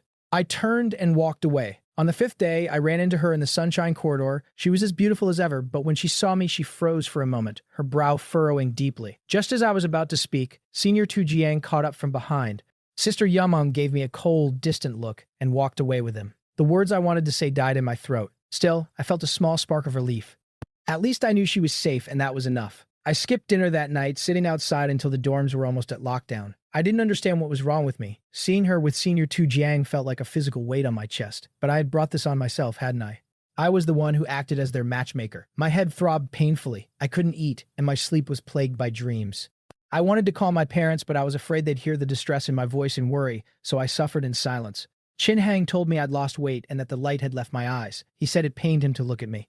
I think I was truly falling ill. My head hurt so much I lacked the strength to walk, and my vision kept fading to black. By the morning of the 6th day, everyone on the floor was up, but I remained still in bed. Chin Hang finally realized something was wrong. I was actually conscious and could hear everything around me, but I couldn't open my eyes. Every bone in my body ached with a dull, throbbing pain. I heard Chin Hang whispering to our other roommate. "He's burning up. He's going to turn into an idiot if this fever doesn't break. He spends all his time sitting in the wind. He was halfway to being an idiot anyway. Stop talking and get him to the clinic." The pain in my head intensified. Suddenly, I thought I smelled Sister Yumeng's scent. My throat was parched. I woke up coughing, feeling a weight on the edge of my bed. I turned my head to see Sister Yumeng, looking exhausted and bleary-eyed as she watched over me. Her eyes, usually filled with starlight, were now brimming with surprising guilt. It really was her. "Hao Feng, you're awake. Do you want some water?" She looked haggard, her voice rasping and dry. "I can get it myself." "Thanks, Sister Yumeng." I struggled to sit up. The water was on a small cabinet just a few inches away, but before I could reach it, a warm hand pressed against my shoulder, gently forcing me back down. She poured some warm water into a cup, inserted a straw, and held it to my lips. I reached out to take the cup, but she pulled it back. "Don't push yourself," Just drink. I looked at her in disbelief, but my throat was too sore to argue. After a few sips, the relief was immense. My throat felt much better, but I kept my gaze fixed on her. Sister Yumeng, I'm fine now. You should go finish your work. I'm not busy today. She tucked my hand back under the covers and adjusted the blanket around my feet. How did you manage to wreck yourself like this the moment I stopped watching you for a few days? All that weight I helped you put on is gone. I turned toward the window, refusing to answer. Talk to me. Why didn't you eat? She flicked my forehead with her finger, but I tilted my head to avoid her touch. Why didn't you answer my calls? Did I do something wrong? I couldn't hold back the question any longer. Fine, I'll tell you. I'm an adult, Hafeng. I know what I want. I can handle my own romantic life. I don't need you pushing me toward other people. Her voice was soft, yet it carried an underlying edge of steel. I wasn't pushing you. I just helped someone deliver a letter. Senior 2 was so persistent, I figured even if I didn't give it to you, he'd find another way. I never wanted to push you away. Sister Yumeng let out a soft huff of a laugh. Is that so? Then tell me, are you going to keep taking letters from other guys for me? I shook my head honestly. No more. And are you still going to try and set me up? She teased. Never again, Sister Yumeng. I'm sorry. I apologize sincerely. It turned out she was just angry that I had acted as a messenger for another guy. Looking back, I realized how reckless and thoughtless I had been. Good. I knew Haofeng was a good boy. She smiled gently. I'm sorry too. I shouldn't have left you alone for so many days. It won't happen again. Suddenly, there was a knock at the door. Sister Yumeng opened it to reveal Senior Tu Jiang walking in with a basket of fruit. He set it on the cabinet and sat at the edge of my bed. Haofeng, how are you feeling? Anywhere else hurting? I forced a smile. Having made up with Sister Yumeng, my mood was actually quite good. We chatted for about 10 minutes before the senior said he had other things to attend to, and left. After wishing me a swift recovery, Sister Yumeng adjusted my blankets and stepped out to see him off. It was a standard 6-person ward, but I was currently the only patient, and there was no private bathroom. Having just finished my IV drip, I needed to use the restroom, which meant walking to the public stalls outside. Since it was my first time in this hospital, I didn't know the layout and ended up wandering half the ward before finding it. Just as I was about to open the door, I heard voices coming from the adjacent lounge. They weren't loud, but I could hear them clearly. Why stop the act? You were worried, weren't you? It was Senior Tu Jiang. I couldn't bear it. Sister Yumeng's voice was as gentle as ever. I really didn't expect someone like you to, well, never mind. Just take good care of Haofeng. If you need help, you can find me anytime. Even if I don't have a chance to be your lover, at least leave a spot for me as a friend, right? Of course. I'm sorry for the trouble this time. Sister Yumeng's voice was smiling. After returning from the restroom, I insisted on being discharged. She took me to see the doctor, but he refused, saying my throat infection was serious and I needed 2 more days of observation until I was stable. I stayed in the hospital for 3 days and she took care of me meticulously throughout.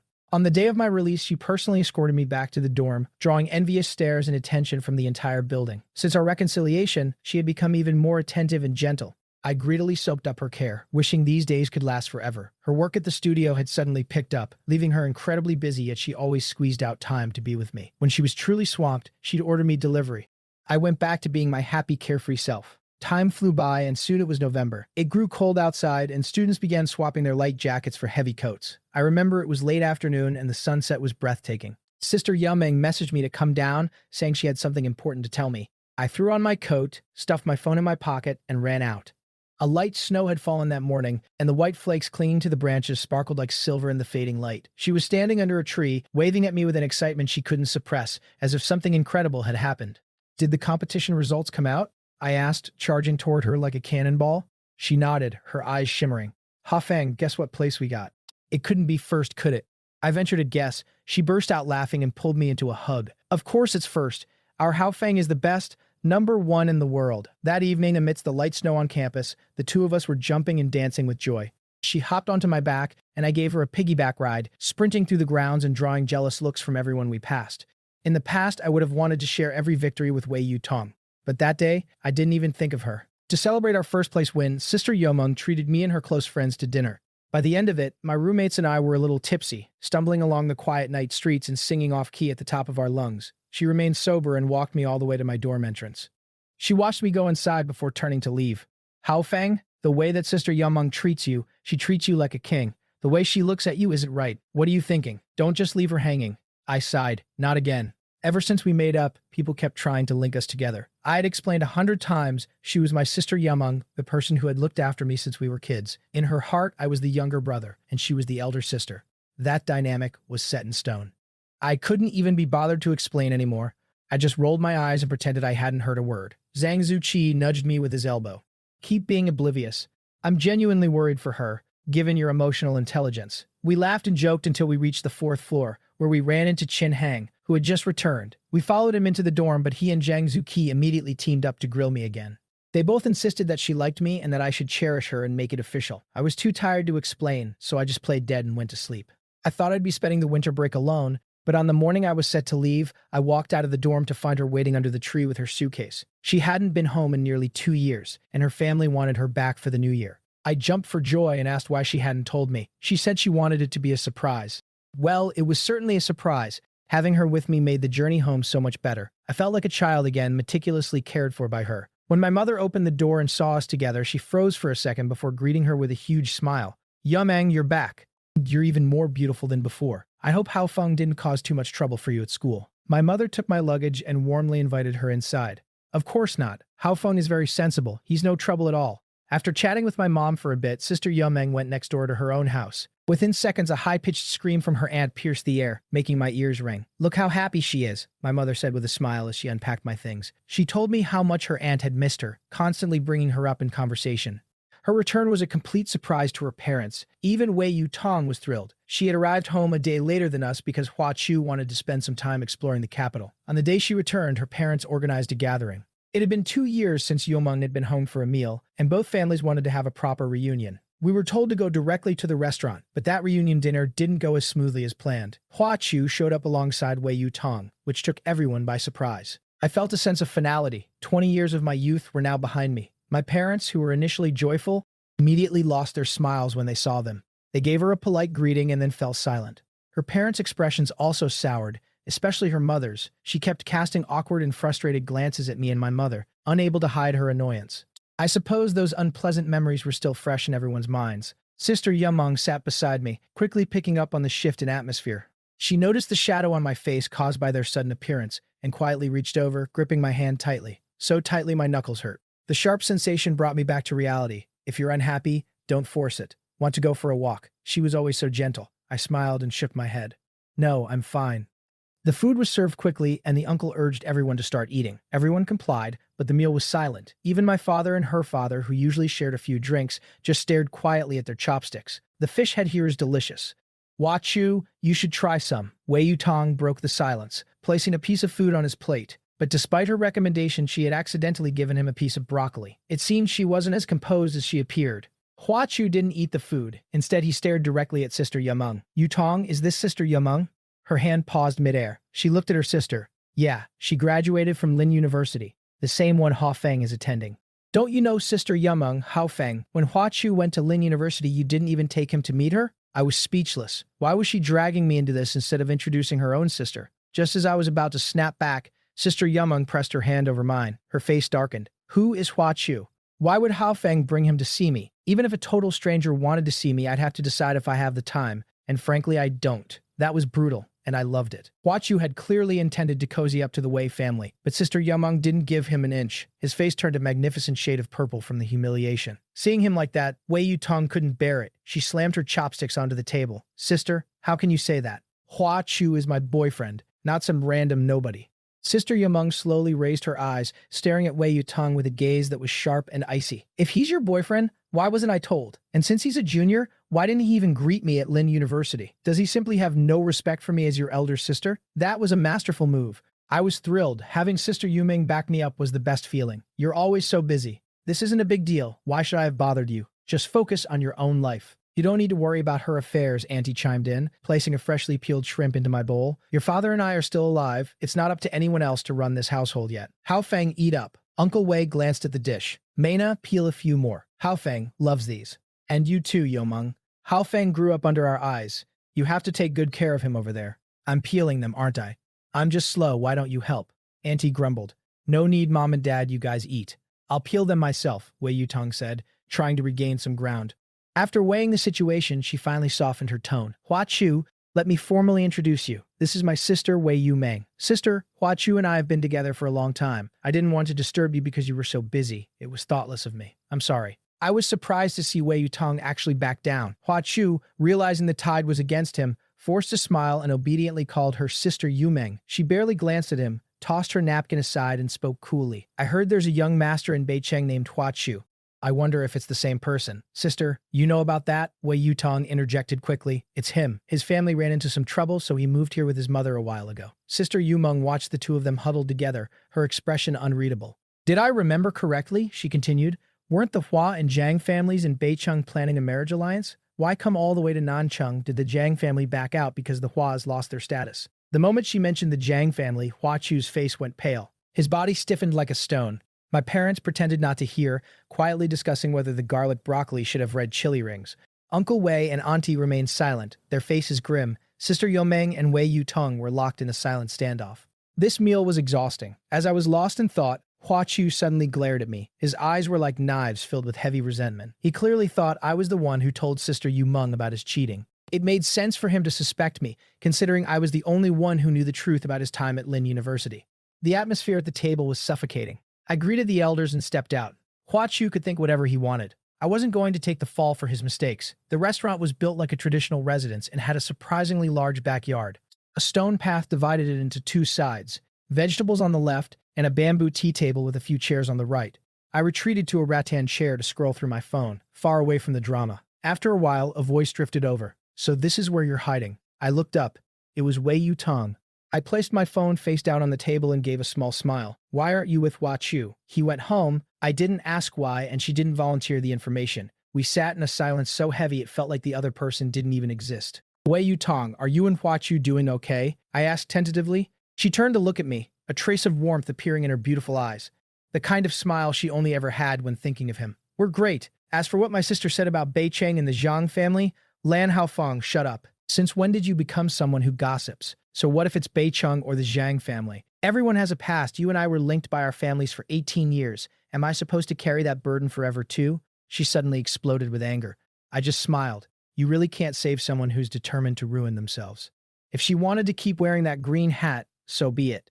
I ignored her outburst and walked out of the backyard. Where have you been? Why do you look so annoyed? Did someone upset you? I ran into Sister Yumeng near the restrooms. Just got bitten by a stray dog. I grumbled. Her eyes darkened immediately. Did Yutong bother you again? I shook my head. No, I just realized I shouldn't have meddled in things that don't concern me. She understood immediately and gave my back a gentle, comforting pat. Didn't we already know it would end like this? Why speak up at all? You've heard the saying about no good deed goes unpunished, right? I didn't know what happened after I left, how Hua Chu departed or why Wei Yutong stayed in the backyard for so long. Regardless, that reunion dinner ended on a sour note. A few days later, I ran into Hua Chu at a drink shop. He looked haggard and said he wanted to talk. Remembering the way he looked at me at dinner, I decided it was time to clear the air. What is there to say? Speak quickly. I don't have time to waste. He looked up. Did you tell Wei Yutong about what I did at Lin University? I scoffed. He was basically confessing. Did you actually do something at Lin University? He choked on his words, seemingly surprised by my response. He studied me suspiciously, trying to see if I was lying. If that's why you sought me out, let me tell you, walls have ears. You'd do well to be careful. Haofeng, we're classmates. You should understand me. Zhang Shuangzi, she's just a good friend from back home. We really have nothing going on. I wanted to tell Yutong, but it wasn't a big deal and has nothing to do with our relationship.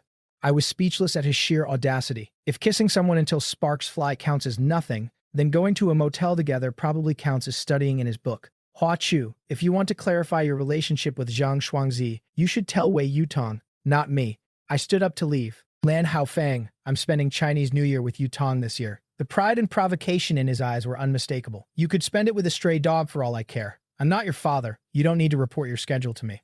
I turned and walked away, leaving him glaring at my back in a fit of rage. Sister Yumeng confirmed later that Hua Chu staying over was the result of Wei Yutong's relentless fighting. Her parents disliked him and strongly opposed the idea, but she went as far as a hunger strike to get her way. When I mentioned this to my mom, I told her I didn't want to spend New Year with the Wise anymore. Hua Chu's character was repulsive. Being around him would ruin my holiday. Who wants to start the year feeling disgusted? My mom agreed, saying she hadn't planned on a joint celebration either, but just hadn't found a polite excuse yet. My dad, ever the head of the household, stepped up in the final moment. With a flourish of brilliance, he decided we were all going to High City for the holidays. He booked 3 tickets using our IDs immediately. Auntie Mayna only found out on the day of the preliminary New Year. She broke down in tears, covering her mouth as she cried. My mom felt terrible too, and they spent the whole morning talking. For the first time in 2 days, our 2 families ate the preliminary New Year dinner separately. I don't know how it was at their house, but the 3 of us were quite happy. As my mom brought the dishes to the table, my dad opened a bottle of red wine. Just as I was about to give a festive toast, there was a knock at the door. I jumped up to open it. Sister Yumeng, I was shocked. Auntie, I've come to join you for dinner. Am I welcome? My mom was thrilled to have someone to chat with. Of course, Hao Feng said another place. Throughout the meal, Sister Yumeng kept telling my parents how excellent I was at school. She said my work was used as a model by the professors and that I had already earned nearly 200,000 through my own skills. She told them they'd surely be living a life of luxury because of me. She had my parents beaming with pride, constantly piling food onto her plate, while I, the actual son, became a mere background character. After dinner, my parents started cleaning up and I pulled Sister Yomeng into my room. I finally had a chance to ask what had been on my mind all night. Sister Yomeng, why did you come here to eat? Isn't Auntie angry? My mom wished she could come too. Why would she be angry? She smiled gently. I leaned over the table, my face inches from hers. A faint fragrance drifted into my nose. All I could think was how beautiful she looked. With a bit of wine in her system, her smile seemed even softer. Looking at her silky long hair, my hands felt itchy. Before I could move, she reached out and steadied my head, stopping me from getting any closer. I playfully tilted my head to shake off her hand and leaned in again. I'm not doing anything, I just want to know what you meant by that. She gazed at me tenderly for a long moment. Suddenly, she leaned in until we were less than 5 centimeters apart. I could see her eyelashes trembling and her lips pressed together, as if she were suppressing something. I had never been this close to a girl before, not even Wei Yutong. My heart started thumping wildly in my chest. In a panic, I tried to pull my head back, but I moved too fast and whacked the back of my head against the bookshelf. Ow, ow, ow! Sister Yomeng sat back as if nothing had happened. Why are you so hard on yourself? It was your fault. Why did you get so close? You scared me, she teased me, looking at my flushed face. I just wanted to see if you had sleep crust in your eyes. You're the one with sleep crust. I instinctively rubbed my eyes, only to find there actually was something there. She burst out laughing. Later, she told me that their dinner was ready, but then Huachu showed up outside. Since it was a holiday, her parents couldn't exactly turn him away, even if they were unhappy about it. Honestly, Sister Yumeng, I admire you. Your future brother-in-law comes over for the holidays and the elder sister just runs away. That's cold. She smirked. I don't care. Eating at the same table as a person like that makes my skin crawl. Our family set off for our trip on the 28th. Sister Yumeng had a dark expression as she saw us off at the airport, ignoring me the whole time. It took a lot of coaxing before she finally told me to come back early.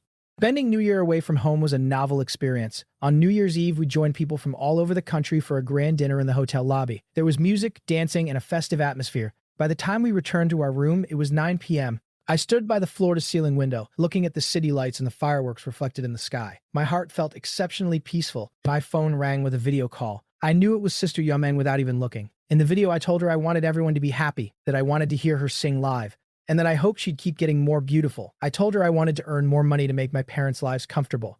She chuckled and called me a good boy, urging me to come back soon because Huachu was driving her crazy by visiting every day.